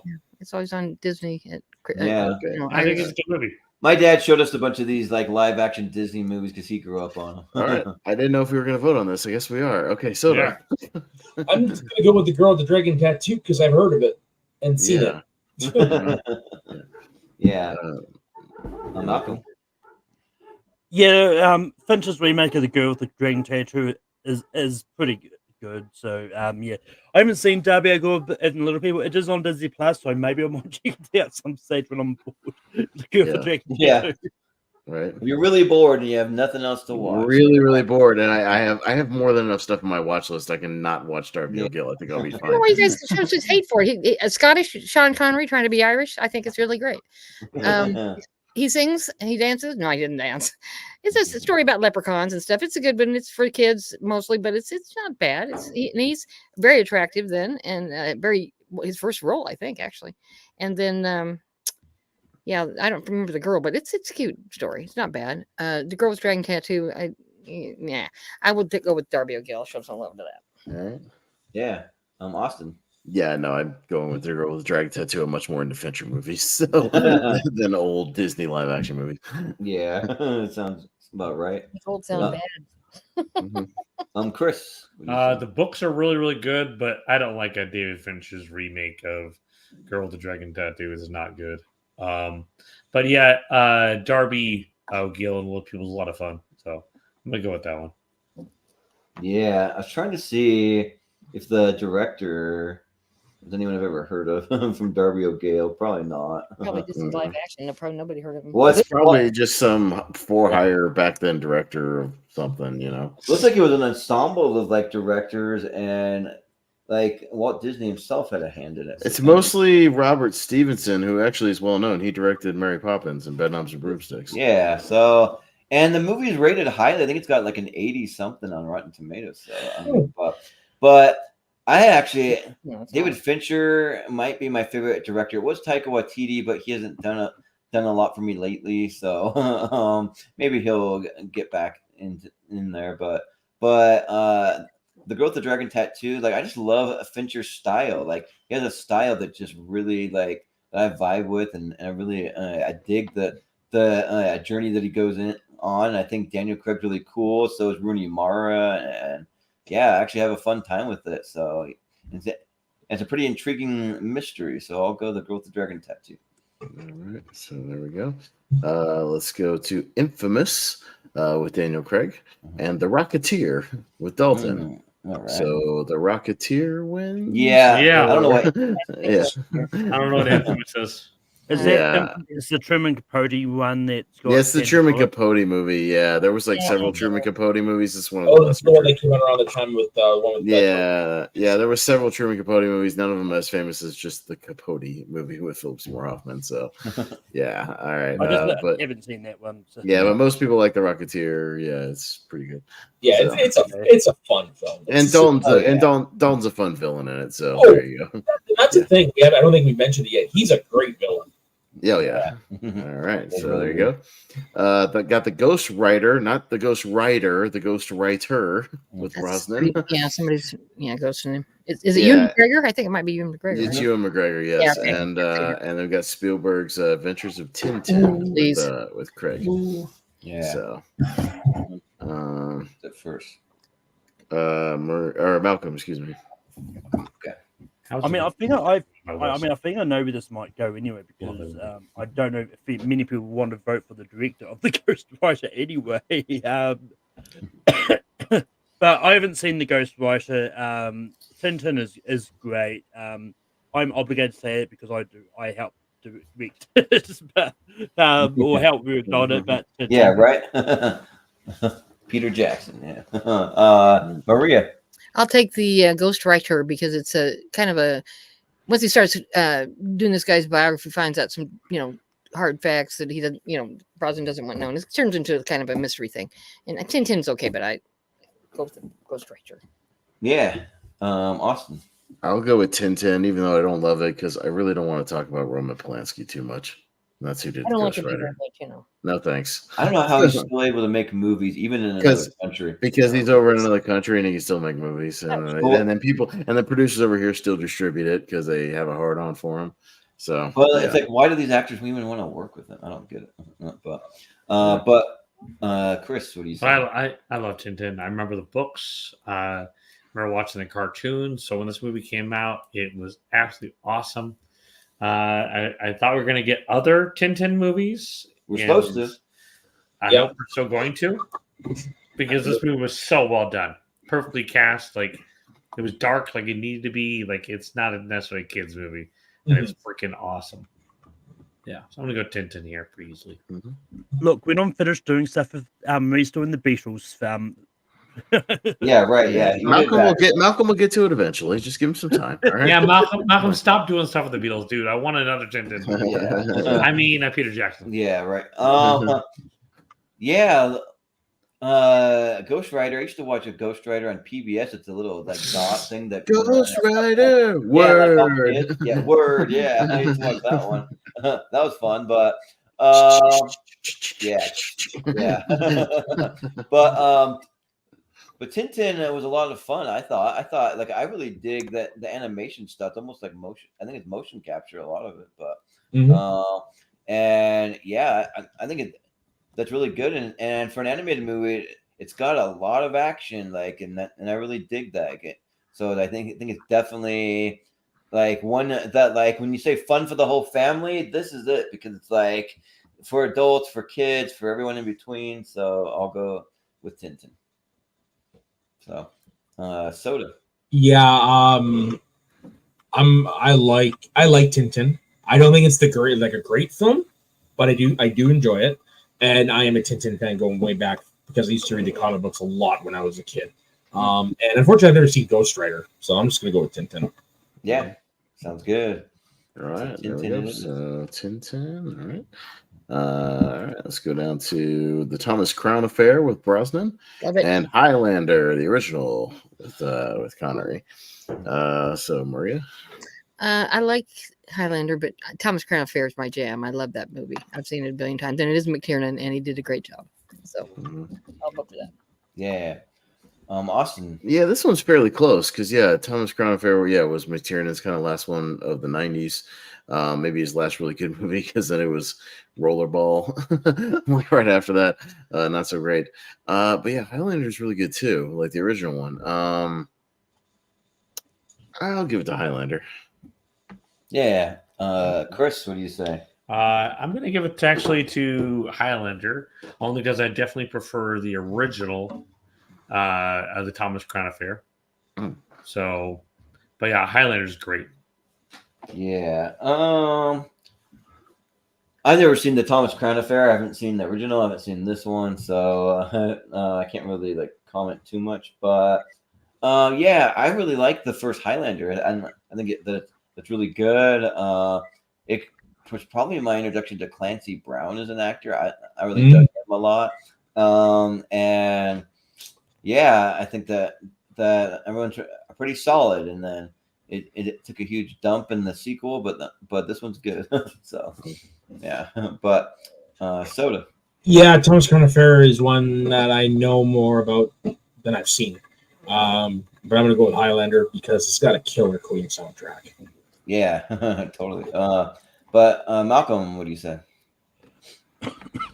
I still haven't seen the Highlanders since we started this. But I think Thomas Crown Affair is a good remake. So Thomas Crown Affair. Yeah, right, so it's a little close, but Highlander. We'll move on. We'll go down to and I swear this was what the wheel pulled up. The two cowboy movies we got: Cowboys and Aliens and American Outlaws. There you go. Cowboys and Aliens. I think that's a great movie. Yeah, we'll see. Yeah, it's on me. I have not seen American Outlaws since 2002 when I rented it, and it was that and like Texas Rangers, like these two, we got the young kids in the Old West movies, and it was like back to back, and it was weird. And yeah, neither one of them are great. So Cowboys and Aliens is okay, should be better than it is, but it's not. But I'll still go Cowboys and Aliens. Yeah, Chris, what do you say? I really like Cowboys and Aliens, and I'm excited we're getting a 4K release of it. I know it was on my top 128, but I've never seen American Outlaws at all. I don't know. Got a good cast, but yeah. Yeah, I've also never seen American Outlaws, so I just know Colin Farrell is there. But they basically, Jordan, they tried to with that and Texas Ranger, they tried to recapture like Young Guns. Yeah, that's what I was gonna say. It's Young Guns for the year 2000. For 2000, and same with That's Texas Rangers. right. Literally, both those movies are the same. Both attempting a Young Guns type. Yeah, thing. and to the point, like this is like again, they're playing fictionalized versions of real characters. okay, yeah, that makes sense. Like Wyatt Earp and all that stuff, maybe, or something like that. No, the James Gang, I think. The James Gang. Okay, yeah, but yeah, Cowboys and Aliens is a really fun premise. It's like really, really cool. Jon Favreau, right? I think he directed it, but and yeah, and speaking of Clancy Brown, he does show up in Cowboys and Aliens too, or well, also, yeah, like I think that has a really cool cast. I mean, I'm a Sam Rockwell fan. He's in there. Paul Dano shows up. But like, I don't understand why everyone in this cast looks like they're bored out of their skull, like with everything they're doing. I don't know. It's weird because I think they're supposed to act like fish out of water. Whoa, what's this thing? Is this God coming down on us or whatever? But I also go Cowboys and Aliens. It was fun enough. So, what soda? I'm actually getting into American Outlaws because I've seen it. I haven't seen Cowboys and Aliens. Ah, okay. Sounds good. Malcolm. I haven't seen American Outlaws, but I've seen Cowboys and Aliens, so Cowboys and Aliens. Yeah. Maria. Cowboys and Aliens. Yeah. Real quick, Jordan, Malcolm, the Les Mayfield American Outlaws director game. Real quick, he's only got 7, but it's fascinating. Again, so he starts out with Encino Man in '92. The remake of Miracle on 34th Street with Matilda. Then he does Flubber with Robin Williams. Okay. Then Blue Streak, which I really like with Martin. Yeah, same here. I like it too. Might be his best movie because then we've got American Outlaws. We have The Man with Eugene Levy and Sam Jackson. And then his last movie in 2007, Codename The Cleaner with Cedric the Entertainer. Wow. That's quite the arc. Yeah, that's quite the arc of ups and downs. So, just really weird. So, I just always like to point that out when there's a fascinating filmography. Okay, so got The Hunt for Red October. 3 John McTiernan movies on this list, actually. So, Hunt for Red October and Toy Story 4. So, Chris. The Hunt for Red October is so damn good. I'm going to have to go with that one pretty easily. Me too. Yeah. And The Hunt for Red October is really, really good. Yeah. One thing only, Vasily. Yeah, right. It's one of the Alec Baldwin movies I really like. I've never been a big fan of his. I mean, even for, despite like accidentally shooting someone, but and yeah. I think that has a great soundtrack. It's good. But Toy Story 4 is good also, but it's unnecessary. We did not need that movie, nor do we need a 5th one. Yeah. So I'll go with The Hunt for Red October. Soda. Yeah, I'm going to go with The Hunt for Red October as well. It's not my favorite Jack Ryan film, but also Toy Story 4. It is what it is. It's a fine movie. What is your favorite? Patriot Games. Oh, I like that one too. Yeah. Poor old Sean Bean. Yeah. No, can't catch a break. Malcolm, what do you say? Yeah, I mean, I've said it before, but like I always maintain my opinion. I do think, like, Toy Story 4. Well, yeah, like before I saw it, I did think it was unnecessary, but then like I do think it does have a perfect ending. So. And for now, I'm still thinking Toy Story 5 is unnecessary unless it gets booed and have another perfect ending. But I think it's good. But once again, Dalton does. I'm pretty sure Dalton only really has a small part in that as well. And I really like Hunt for the Red October. So Hunt for the Red October. Mm-hmm. And Sean Connery can pull off the Russian accent pretty well, actually. Right? Yeah. But Maria. Oh, Hunt for Red October, no doubt. Yeah. Mm-hmm. Yeah. In Austin. The Hunt for Red October is really good. Yeah, I'm with the consistent Toy Story 4. Like, it's not a bad movie. It's watchable. It's perfectly watchable, but it's just unnecessary. But it's not my favorite 90s submarine movie, that would be Crimson Tide. I prefer Crimson Tide out of the two. That movie rules. Concur. But I'll still go Hunt for Red October. All right. The Untouchables with Connery and Murder on the Orient Express, also the original with Connery. So prepared to do. So I think that I've said my opinion about the Untouchable. It feels like a play to me. It feels like they're really hamming it up. It's good for what it is, but it just gets hammy for me a little bit. So, but I think that I could watch it again and maybe try to appreciate it more. It could be one of those ones, but and maybe like it a little better on a rewatch. But and I've never seen Murder on the Orient Express, but I saw the remake and didn't think I was gonna like it, and actually loved it. I thought it was really good, and if the original is even half as good or maybe better, then I'll probably like that one too. So I'll go with Murder on the Orient Express, even though I haven't seen it. So yeah, Soda. I've never seen this version of Murder in the Orient Express, and I really love The Untouchables, so I'm going to go with The Untouchables. Yeah. Malcolm, what do you say? This is quite tough for movies. I have seen both of these, and I do really like The Untouchables. I think it's good. But you know what? People don't really talk about Sidney Lumet's Murder on the Orient Express, and it's a shame because it is a pretty good movie, and it's a lot of fun. So I'm going to go Murder on the Orient Express. Yeah, sounds good. Maria. Untouchables all the way. Kevin Costner. Never give up till the fight's done. He goes, huh? What's that again? It's like yeah. Austin. Yeah, no, I've never loved The Untouchables. I think it's a good movie. I don't think it's a great movie, just personally. I go back to it to watch De Niro be Al Capone and bash people's brains in with a baseball bat.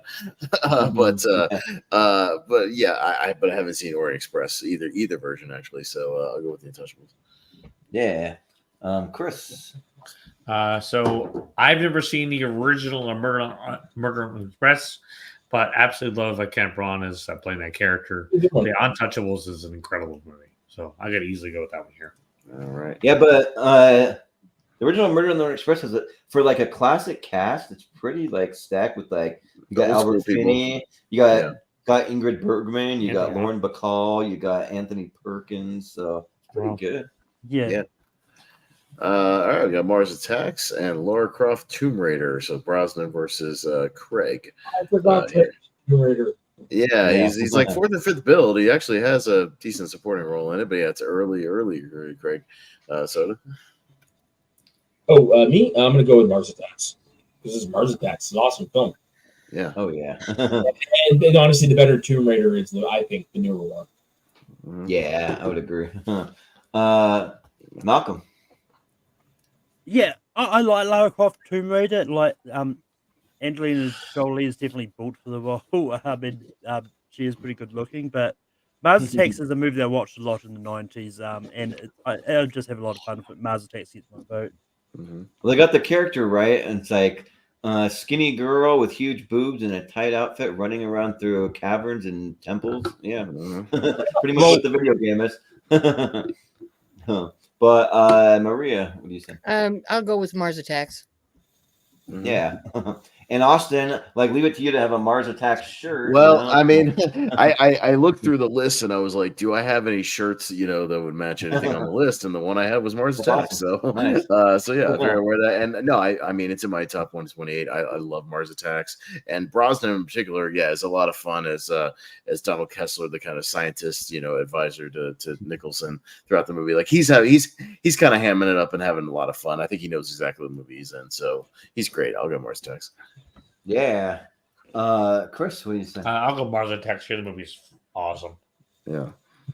Oh, yeah. Yeah, and I think Brosnan and Mars, is he like a scientist or? Yeah, he's the scientific advisor to the president. Yeah, he's the one who's always just like trying to make the case for the Martians that they're peaceful, even though they're blowing people up and shit like that. It's misunderstanding, all that kind of stuff. Yeah, he eventually ends up with just the head on the Martian ship. It's just his head. Yeah, yeah. That's cool because that kind of gives me like Futurama vibes with just the head. Yeah, that's what he is in the end of the movie. Yeah. Yeah, but Tomb Raider's fine. I think it's It's all right. I much prefer the Alicia Vikander one, and especially the video game. The video game of that movie is based on is one of my favorite video games of all time. I like one of the most fun video games I've ever played. The deaths in that first one are like holy shit. Yeah, the second one is brutal too. Yeah, they're crazy. But and then Mars Attacks rules. I don't know why I'm so late to it. I only saw this movie like maybe 3 or 4 years ago, and it really knocked my socks off. It was really, really good, and it's got my favorite actor of all time. One of his later roles in his career, Michael J. Fox, and I just love a Tim Burton style. That is one thing. I don't love all his movies necessarily, but I love his style. So it's really fun, and the music. I think it's a Danny Elfman score. Oh yeah, no, it's a Danny Elfman. Yeah, it's goofy. Yeah, Mars. Okay. And then this is the last one on this side. So we got the Name of the Rose with Connery. I get that on there. I love that movie. And Zardoz. And his red diaper. Yeah, I'll pull it up for everybody if you want to see it. It's hilarious. Yeah, I was hoping you'd have a picture of it. Yeah. No, I'll pull it up here in just a second. Yeah, I will. So give me just a second. But Malcolm's up first. I was disappointed you didn't put the Beta Mamma Mia in here then. But yeah, I haven't seen either of these. I'm probably just going to go In the Name of the Rose because there you go. Wolf. That and the ponytail and the mustache. It's the whole shebang. That was Borat before Borat. Yeah, the high boots, right. everything. Borat. Yeah. Oh yeah. I'm sorry, Malcolm. I missed your vote. I apologize. What was your vote? I mean the one that's not Zardos. It's not Zardos. Okay, cool. Maria. The Name of the Rose is a mystery with monks. They're trying to figure out somebody got killed and why it happened and how it happened. I'll vote for that one. It's good. Yeah. Austin. Oh, I'm easily going Zardos. It's one of the great batshit crazy bad movies of all time. There's a floating statue head flying around that spits out guns out of his mouth, and then he yells, he goes, "The gun is good, the penis is bad." It's so awesome. It's just a batshit crazy horrible movie, but it's kind of one of those you have to see it to believe it. It's one of the great bad movies ever. Please, if you haven't seen Zardos, go have your mind melted on how ridiculous it is. It's great. So I'm easily voting Zardos. It's batshit crazy. Yeah. Chris? So Chris. Between the two, I don't know. Zardos is. I think I've seen it once, and it was just really freaking weird, like you said. But the Name of a Rose sounds actually awesome, and I like Christian Slater a lot, so I wanted to go with that one. Yeah. Yeah, there's even a photo of Sean Connery with the main chick in the movie that's and she is wearing something weird too. Yeah.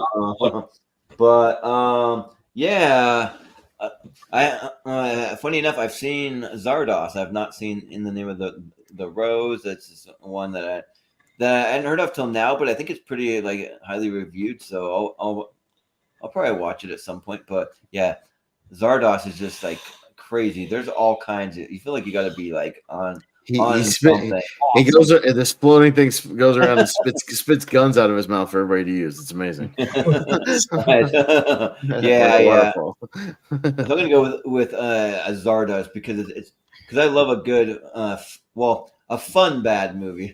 No, it's batshit crazy fun bad movie. Yeah, this is the last one on this side. I think so. Yeah. Soda. So I haven't seen either of them, but I'm going to give it to Zardoz just because he had the fucking balls to wear that. But I'm really interested in The Name of the Rose after hearing that. Murder mystery with monks. That was fun. It involves something that you wouldn't even expect, so it's pretty cool. All right. So we got a tie, and it goes to Chris is up next for the tie. I'm going to go with The Name of a Rose. Damn it. You'll pick the board. Come on. Pick Zardoz. All right. Well, let's hit the speed round, and we'll get this thing done. I'm not tickled by his outfit. I feel the need first scene.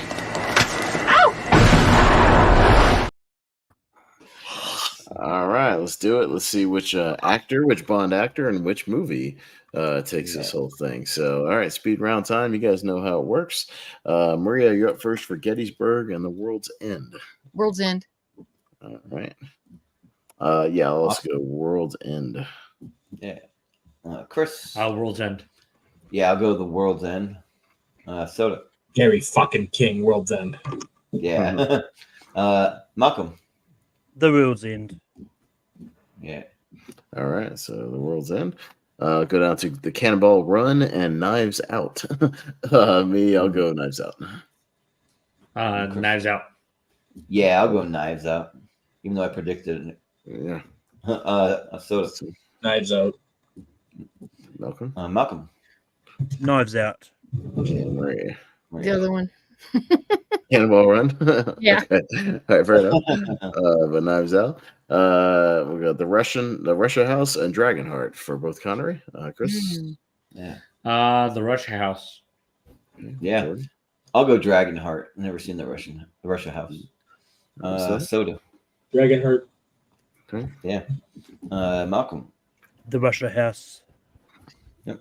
Maria. Dragonheart. And Austin. Yeah, I'll go Dragonheart. All right, Dragonheart. Yippee-ki-yay. The Man Who Would Be King and The League of Extraordinary Gentlemen. Jordan.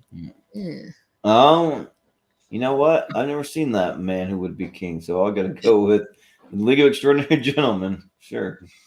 Soda. League of Extraordinary Gentlemen. Yeah. Malcolm. League of Extraordinary Gentlemen. Mm-hmm. Yeah. Maria. I'll show some love to the other one because nobody is. Yeah, sure. League's just one we haven't seen it. Yeah, I just haven't seen it. Yeah, I Yeah. can't really vote for much I haven't seen. I'll go with The League of Extraordinary Gentlemen. Yeah. Chris.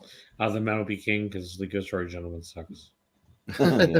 All right. Well, it may not make it out of the next round. We'll see. Sucks. Golden Compass and Lawnmower Man. Oh, wow. This is a great match. Like, yikes. Yeah. So, Go Golden Compass. okay. Malcolm. Golden Compass. Yeah. Maria. Golden Compass. Nope. Austin. The Lawnmower Man. Yeah. The Lawnmower Man. And I'll go with the Golden Compass because I've read the books and the books are actually really good. So All right. So Craig gets another one with Golden Compass. Dante's Peak and the Kentucky Fried Movie. Malcolm. Dante's Peak. All right. Maria. Dante's Peak. Awesome. Yeah, I'll definitely go with Dante's Peak. Yeah. Chris. Dante's Peak. Yeah. So I love Dante's Peak. Like, sorry, Austin. I think I even like it a little better than Volcano. Oh, Volcano's great. But Volcano's good. Yeah. Yeah, but Soda. Dante's Peak as well. Okay, all right, Dante's Peak rolling through. All right, we got Entrapment and The Rock, two other Connery 90s. Maria? The Rock. Okay, I'll also go The Rock. Chris? The Rock. Yeah, I'll go The Rock. Soda. Rock. All right. And Malcolm. The Rock says. I was going to say, I'll vote for the final boss. Yeah. All right. It doesn't matter what you think. That's right. Medicine Man and Time Bandits, two more Connerys. Me, I'll go Time Bandits. Chris? I'll go Medicine Man. I'll go Time Bandits. I think that movie's a lot of fun. Time Bandits. Yep. All right. Malcolm. Haven't seen either but Time Bandits. Yeah. Maria. Medicine Man. Okay, a little closer, but Time Bandits moves on. Yeah. All right. I don't know. The old men with ponytails kind of weird me out. I'm sorry. Oh, really? Oh, my gosh. 68-year-olds out going after 29-year-olds is okay. I get it. Yeah. You're not weirded out by that. I get it. No, that too. Yeah. Last Crusade and Mrs. Doubtfire. Chris? Oh. The Last Crusade. Yeah. Sure. The Last Crusade. So The Last Crusade, just because it's in my top 5. Doesn't mean I don't love Doubtfire. Yeah. Malcolm.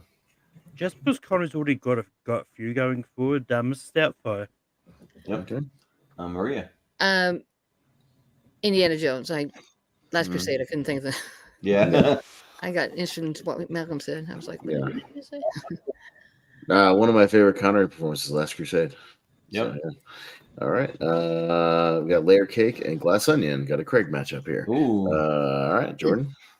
Yeah, like out of all the movies, I can't remember if I'm repeating myself, but out of all the movies I haven't seen on this, this is probably Layer Cake is one I would be most intrigued to check out. But I'll go Glass Onion. Okay. Soda. Glass Onion. Okay. Yeah. Malcolm. Glass Onion. Maria. Layer Cake. And I might actually, throw a vote for Layer Cake. 'Cause I've seen it. Chris. Glass Onion. All right. Sorry, I just saw the little thing that Malcolm sent in the group chat. Only Sean Connery can make a mankini look cool. Mankini, that's right. First night in Hot Fuzz. Soda. Hot Fuzz. All right. Malcolm. Hot Fuzz. Maria. Hot Fuzz. Yeah, this might be Dalton's only chance to get something in the lead eight. So yeah, Hot Fuzz. Yeah. Chris. Hot Fuzz. Yeah, for some reason that sounded like one movie. A Hot Fuzz and First Night. If you like say it really fast, it sounds like one title to a movie. A really wacky title, but I'll go Hot Fuzz. All right, Hot Fuzz. Logan Lucky and the Girl with the Dragon Tattoo, another Craig match. Malcolm. Logan Lucky. Okay. Maria. Did you say cauliflower? I'll go for Lucky. Yeah. Yeah. It's good. I'll go Girl with the Dragon Tattoo. Chris. I'll go Logan Lucky. That movie surprised the hell out of me. I love that. It's so funny. Yeah. Yeah, this is a tough matchup because I think that Craig is really funny in that, but go with the Dragon Tattoo though. I'm just a Fincher fan. Soda. Logan Lucky. Okay, Logan Lucky. All right. It'll be Rocketeer and Tintin. Ooh. Maria. Rocketeer. Yeah. Awesome. Both personally a little overrated for me, but I'll go Rocketeer. Yeah. Chris. I'll go Tintin. Yeah, this is like a good kind of film noir of sorts kind of matchup, but I'll go the Rocketeer. Soda. Yeah, I'm gonna go the Rocketeer as well. Yeah. Malcolm. The Rocketeer is just okay. Tintin is amazing. Tintin. Yep. Okay. All right. There you go. It is close, but the Rocketeer moves on for another Dalton. Yeah. All right, I got Highlander and Cowboys and Aliens. I'll go Highlander. Chris. I'll go Highlander. Okay. Man, like I want so bad to be able to vote for Cowboys and Aliens, but I can't. Highlander. Okay. Soda. There can be only one. Mm-hmm. Yep. Malcolm. What do you mean you can't vote for Cowboys and Aliens? Cowboys and Aliens. Sure. It's tough, but I guess you can do it. Maria. Cowboys and Aliens. Okay, well, let's close. It would have been closer if you had done it, Jordan, but Highlander wins. All right. Hunt for Red October and The Untouchables. Two good Connerys. Yeah. All right, Chris. The Untouchables. Okay. I'll go The Hunt for Red October. Soda. The Unmentionables, I mean the Untouchables. Yeah. Malcolm. The Untouchables. Okay. Maria. The Untouchables is good, but Hunt for Red October. Yeah. Austin. I'll go Hunt for Red October. So that's another tie, and we're up to Jordan. Yeah, I only barely like Hunt for Red October more, but I'll go for Hunt for Red October. Okay. Ooh, not the one that won Connery the Oscar. I know. Yeah. Mars Attacks and The Name of the Rose. Jordan. Mars Attacks, pretty easy. I haven't seen the other one. Soda. Mars Attacks. And The Name of the Rose is on Amazon Prime up here, so I might actually watch that tonight. Oh, nice. That's cool. Malcolm. Mars Attacks. Yeah. Maria. Name of the Rose. Austin. Mars Attacks, easy. Yep. Chris. Chris. Mars Attacks, definitely. All right, Mars Attacks. All right, so we're going to the Elite Eight here for the next one. So we'll see who in the Elite Eight, who kind of comes out as far as the Bond actors, who gets the most in the Elite Eight here. We'll see. Yeah. All right, so we're going to start with The World's End and Knives Out, and we'll start with Soda.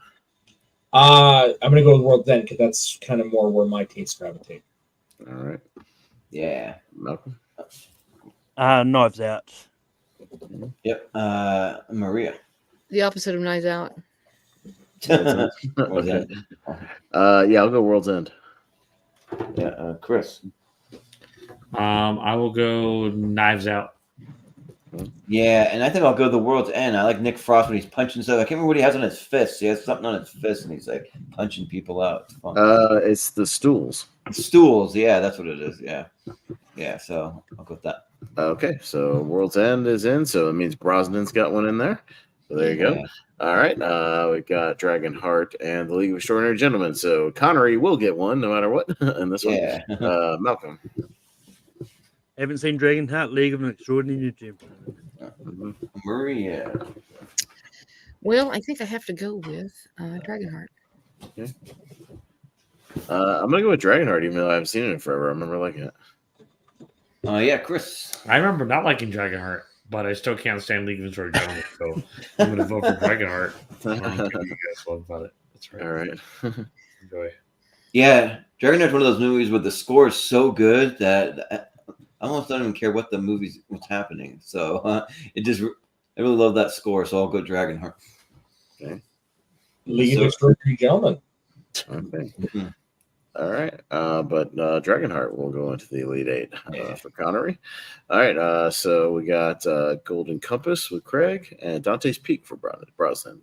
Maria? Dante's Peak. Yeah, I'll also go Dante's Peak. I love my 90s disaster movies. Yeah. Chris, what do you say? Let's go with Dante's Peak. Yeah, let's go Dante's Peak. Let's keep it going. Okay. Yeah, same here, Dante's Peak. Dante's Peak, all right. Right. And Malcolm? Golden Compass. Yeah, I figured. But Dante's Peak will get into the 8. And then we've got The Rock and Time Bandit. So another Connery match. The Rock. Chris? The Rock. Okay. I'll go Time Bandits. Soda. The Rock. Yeah. Malcolm. I love how these matchups that have alternated between Brosnan versus Craig, Sean Connery, Brosnan versus Craig. Yeah, right. Yeah, right. But I'm going to go The Rock. Okay. Yeah. And Maria. The Rock. All right. So The Rock in there. All right. So The Rock. Give me just a second. I'm writing these down for the poll. Okay. All right. Let's jump to the other side and see what the other rest of the Elite Eight are. We got Last Crusade and Glass Onion. Ooh, so it's gonna be interesting. Chris. The Last Crusade. Jordan. Yeah, Last Crusade is at the bottom of the original 3 for me, but not by much. They're all neck and neck, and it's tough. So I'll go with Last Crusade. Yeah, Last Crusade as well. I don't think I'll ever vote against that one in this thing. Yeah, that's fine. Malcolm. I'm going to keep voting for the underdogs, Glass Onions. Yeah. We need a cheerleader for the underdogs. Maria. Last Crusade. Yep. In Austin. Not this time. Last Crusade. Can't do it. I believe you'll find the cheerleader for the underdogs is Snoop Dogg. Yeah, right. Oh, that movie was bad. Hot Fuzz and Logan Lucky. Jordan. Oh, man. It's got to be Hot Fuzz, yeah. Soda. Hot Fuzz. Yep. Malcolm. Logan Lucky. Yep. Maria. Logan Lucky. Hot Fuzz. Yep. And Chris. Logan Lucky. Okay, it's a tie. It's a Soda.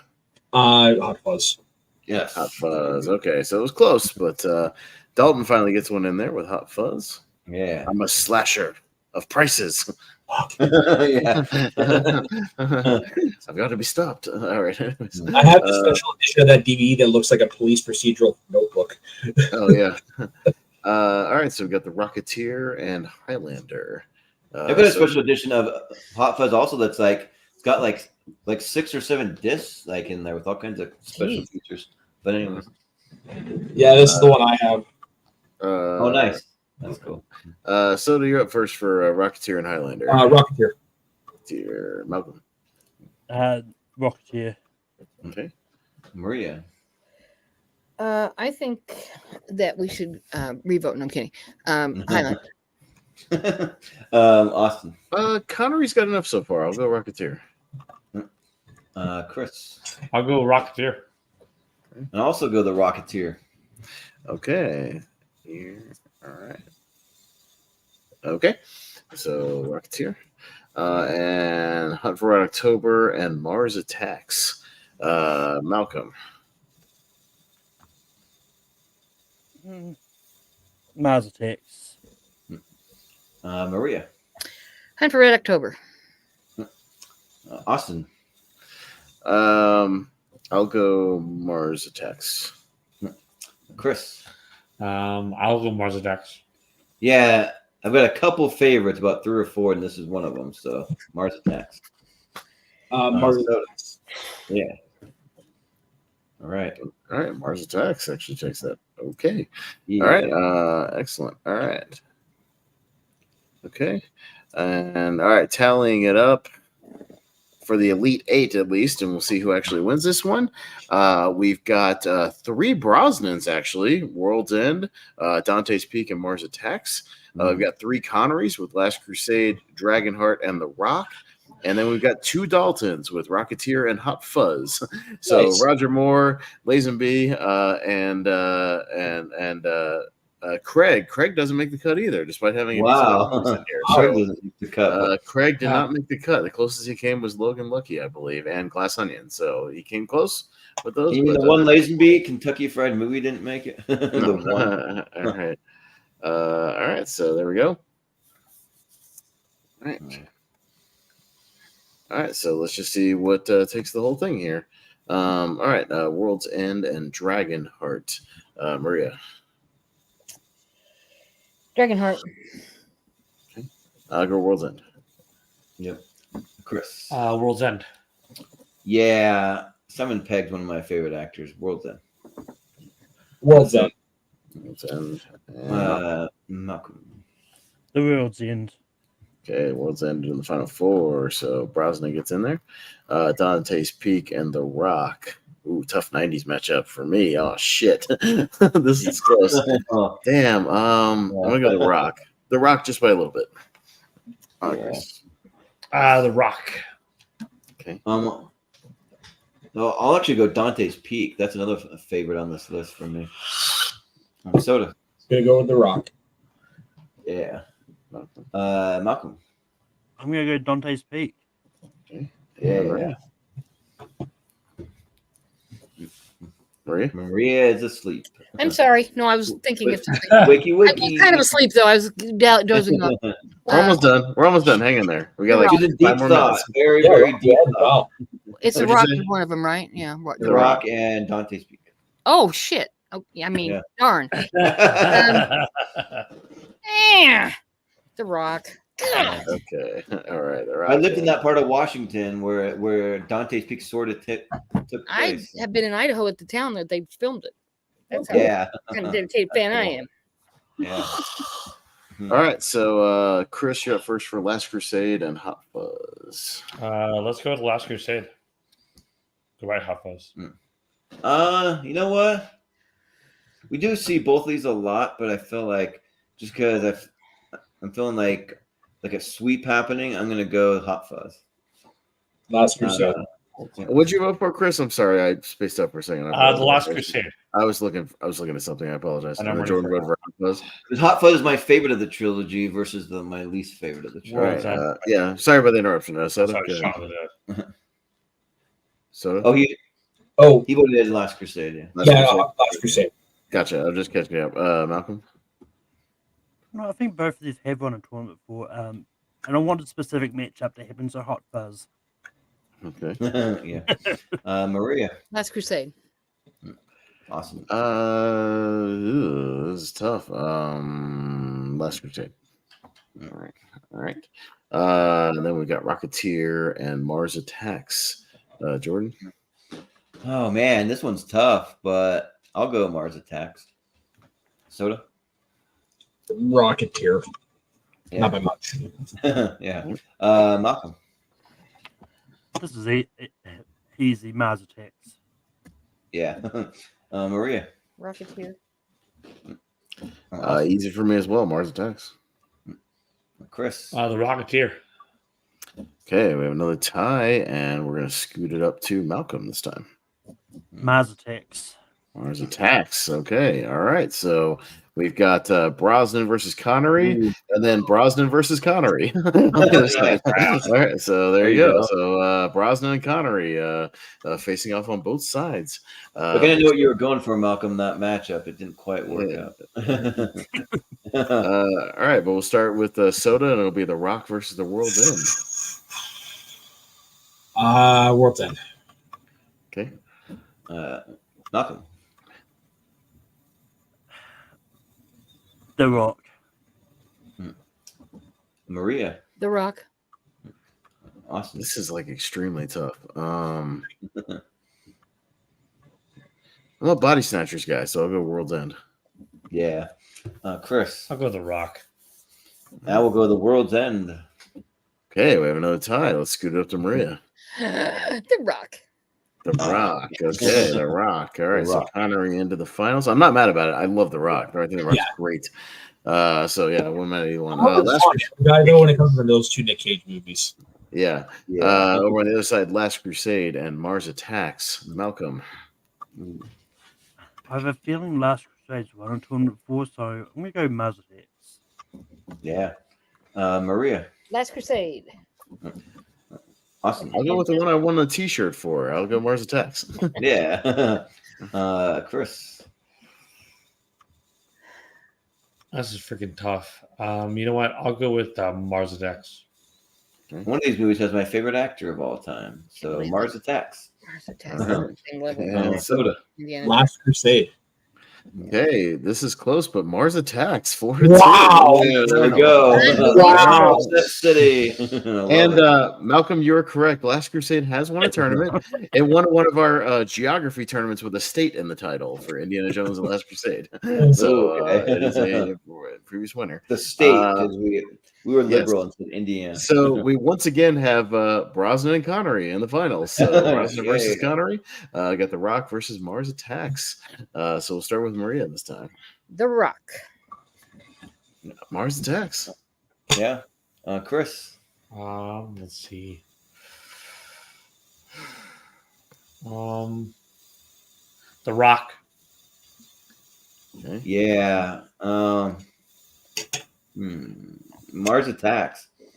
Okay, it's gonna be close. Just because I've seen it more, I'm gonna go with The Rock. Okay. And Malcolm. I'm going to vote for Dwayne Johnson. Oh, jeez. All right. So Mars Attacks? Or The Rock. Oh, okay. Damn, it was so close to winning a tournament. I had the tiebreaker. Son of a bitch, Malcolm. It was this close, and I wore the damn T-shirt. But with 4-2, the final vote, The Rock, Michael The Rock. There you go. Sean Connery will take the tournament. Hey, and a good movie as well. I'm not complaining, but I thought that might be the closest we've ever gotten to Mars Attacks winning a tournament because it's never won. Well, The Rock. I don't think The Rock's ever won a tournament. The Rock's never won a tournament either. So we had two unique movies there, and yes, we have a new unique winner. And yeah, it really is one of Connery's best performances. Like, totally great. He's great in that movie. Yeah, he knows.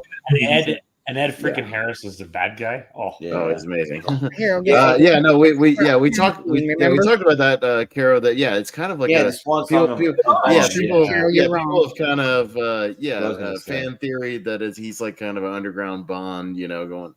It's the Bond from Never Say Never Again. Yeah, kind of.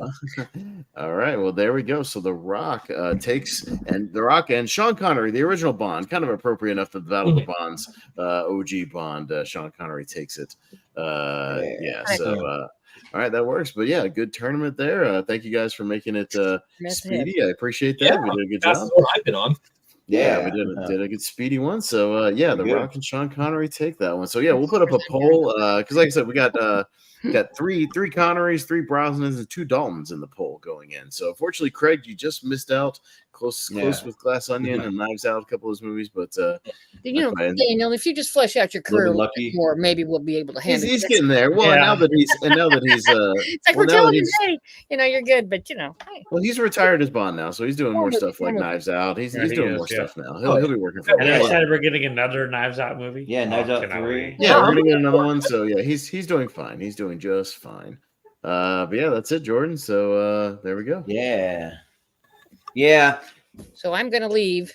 Yeah. Thank you. Okay. Everybody. No. You got anything to plug? You want to plug anything, Maria? Yeah. No, I'll be around. I'll be on something tomorrow. I can't remember what it is. So anyway. Okay. Well, hopefully someone will remind you. Yeah. All right.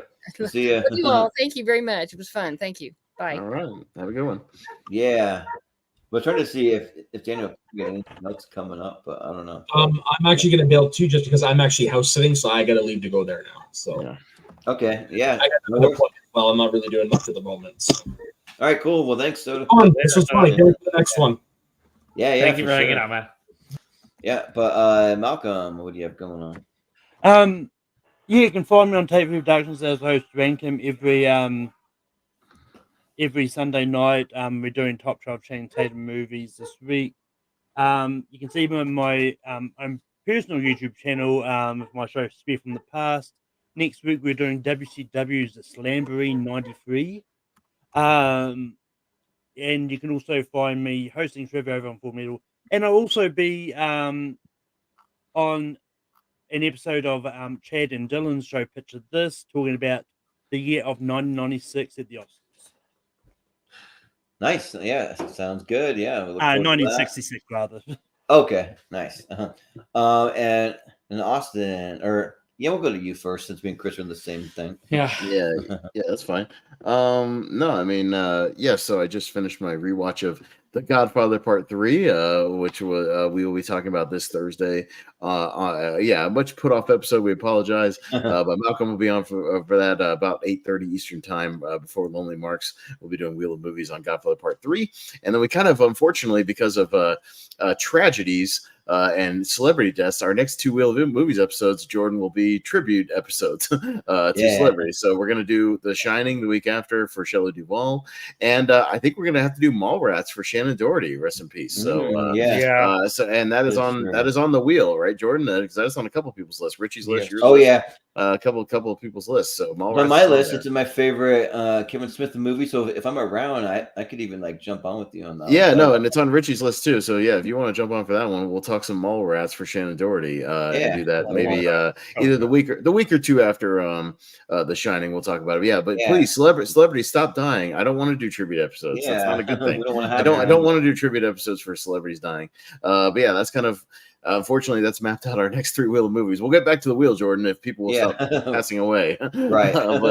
But still, again, we're not cheating. These are all on the wheel, so they're all there. They're all eligible. So yeah, we'll talk Godfather 3, The Shining, and Mallrats will be our next 3 movies. We got the Lonely Marks on the Lonely Marks Wrestling Podcast channel. This week we'll be doing a random WCW episode from November 20th, 2000. We just spun the wheel because we needed something to do this week. So that plus the news. And then, we've got the same title tournament, which I believe, am I just hosting as well Friday night? Yeah, I mean, Malcolm, I'd be there to help you out a little bit. No, I just mean you're not going to be there, right? I won't be there Friday night. I'll be in the mountains somewhere where I probably have no service. So yes, well, Malcolm will be my co-host that night because he's got the bracket and the list ready to go for the movies with the same titles, which we will see the Avengers again very soon in that tournament as well as we saw tonight. And then I've got a Hard Out at midnight that night. We'll have to speed through that one because I've got on Live Confidential Action. I've got the roast of Henry Confidential, which I'm part of the day. That's going on. So I'll be roasting Henry if you want to tune in for that. So that's what I got going on this week. I'm curious how that's gonna go. If it's gonna be one of those. borderline banned episodes on YouTube. I don't know. Well, it's gonna be live, so watch it live before it gets taken down. I guess I don't know. Right. But, I mean, We'll we don't see. have like crazy material, or I mean, I've got some good material, but nothing vulgar or anything. So we'll see what happens. Yeah. Yeah. All right. Yeah. Sounds good. Well, Chris, what do you have going on? I'm trying to think what I got going on. I mean, I've kind of been able to thankfully be on more and more of these episodes lately with my schedule. I'm hoping to obviously be on more stuff here on the channel. I've been working on really trying to game more as well on my Twitch, which I know I talked about before, Casablanca Kid 84. And also, hopefully, I mean, I kind of talked about last time, but hopefully the way things kind of work out, weather permitting and everything else, everybody will be able to start filming the Pirate series that we talked about forever. The whole reason I shaved my freaking face. Oh, okay. Yeah. Well, you better get to it then, because you got to tell them that I shaved my beard for this. Come on. Good. Yeah. But yeah, nice, cool.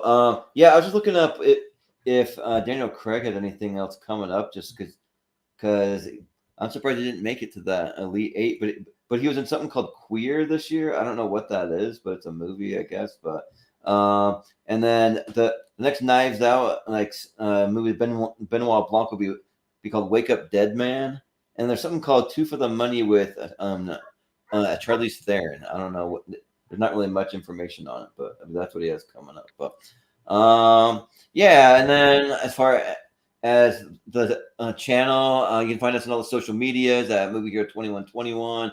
You can find a lot on my personal social media, Jordan83616, and also in the Movie Hero Network Facebook group. And if you'd like to post over there, if you have any projects or anything you're working on, or a YouTube channel, please come over and post to your art's content. We'd like to foster a little family type community over there, and we'll share out all your content.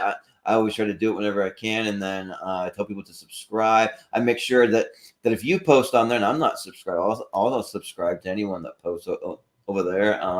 And then we will have some trivia coming up. I've been working on some the next round of our Seen and Heard trivia match, which will be coming up soon. It'll be a week from Friday, I believe. So watch for that. So instead of a 3-part series for 2002, Best of 2002, we'll have part 1 and 2, and then we'll do trivia, and then the following week we'll have that. I'll actually look up exactly when that's going to be once I give you the rundown of the schedule. But and then we also have a Patreon, which we do have some things planned. We're going to be doing our we have some podcasts coming up for that. We're going to be doing another Seen and Heard music trivia match, but that one's we're going to do 2 tournament matches first. We decided we're a little behind on that, and then probably the next thing will be the music tournament. So if you're interested in just having some fun, listening to some good music from different movies, TV shows, all that stuff, you can tune into that. And then we'll probably have some more music things coming up, because I wanted to do a couple of tournaments. One's going to be like the greatest TV theme songs of all time. We'll have to put it on the Patreon for copyright reasons, and then maybe our favorite movie scores, and be able to play some movie scores on there, where we just have a panel pick maybe they're I don't know, 8 to 10 or something favorite movie scores, and we talk about them and stuff. So so that's coming up. And then and then as far as the music trivia goes, it'll be free to play, so anyone can play, but you do have to pay $1 to watch it for the first couple of days, and then it'll bump up to $5 for the Patreon. But and then just what we have going on in the next little bit for tournament fights and team record. I am going to try to get the schedule posted. I know that I'm way behind on getting people signed up. So lately, because I've been out of town, it's just during the summer I've been doing a lot of traveling. I'll be reaching out to some people to be on episodes, but as soon as August gets around, I'll be back to like posting normally. I'll probably maybe even post something a little more extended next time, like maybe 5 months instead of 4. We'll see, because I'm way behind on doing that, just to give you guys a little extra something there. And then the episode we have coming up, which will be on Friday, I mentioned movies with the same title, so it'll be movies that are completely different, but they just happen to have the same title. So those will be featured Friday. Then we'll be doing our best movies of 2002 that I mentioned, and then we will be doing. We said we're gonna make it a podcast for our halfway point movies of the year, Matt, just our ranking. We're gonna be breaking down our top 12, and I've been trying to fast and furiously watch all the movies I haven't seen this year, because I think I've seen a decent amount. I've seen like 45 or something movies, but there's still quite a bit I haven't seen. So I'm trying to catch up for that whenever I have free time. And then our 2002 Ladder Series Championship will be Tuesday, July 30th. So that's when that's going to happen. And then the first Friday of August will be August 2nd. Will be Chadwick Webb's Top 64. So we'll be doing that. That was a pretty popular episode. A lot of people were trying to get onto that one. So good job, Chad, for being popular. And then we'll have another Movie Hero Mystery Tournament that'll be coming up in the next week. And then I'll just throw in a couple of quick other ones. Well, we had to push back some of our TV tier ranker stuff, but we will be doing Friday, August 9th, our best TV shows 2015 to 2017. We just had to move a couple of things around.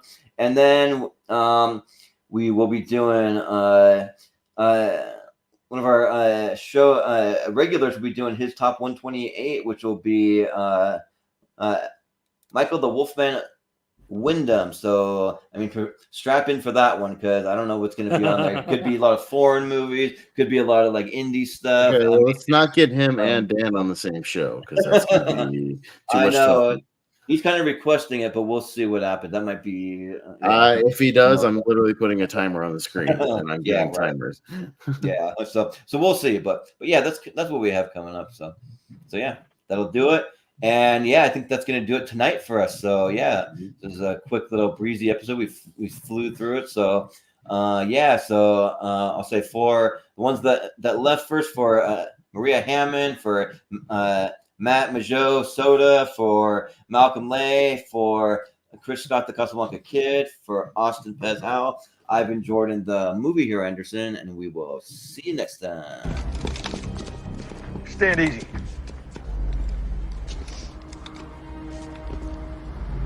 Thought I'd been in the service a long time. Name and rank, sailor. It's Army, actually. Answer the question and address him as General Sir. Captain John Patrick Mason, General, sir, of Her Majesty's SAS. Retired, of course. You're a long way from home, Captain. How the hell are you involved in this? Oh, I have a unique knowledge of this prison facility. I was formerly a guest here. Did they bother to tell you who I am, why I'm doing this, or are they just using you like they do everybody else? All I know is you were big in Vietnam. I saw the highlights on television. And you wouldn't have any fucking idea what it means to lead some of the finest men on God's earth into battle and then see their memory betrayed by their own fucking government. I don't quite see how you cherish the memory of the dead by killing another million. And this is not combat. It's an act of lunacy, General Sir. Personally, I think you're a fucking idiot.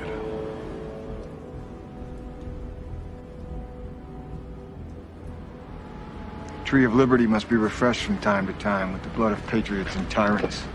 Thomas Jefferson. Patriotism is the virtue of the vicious, according to Oscar Wilde.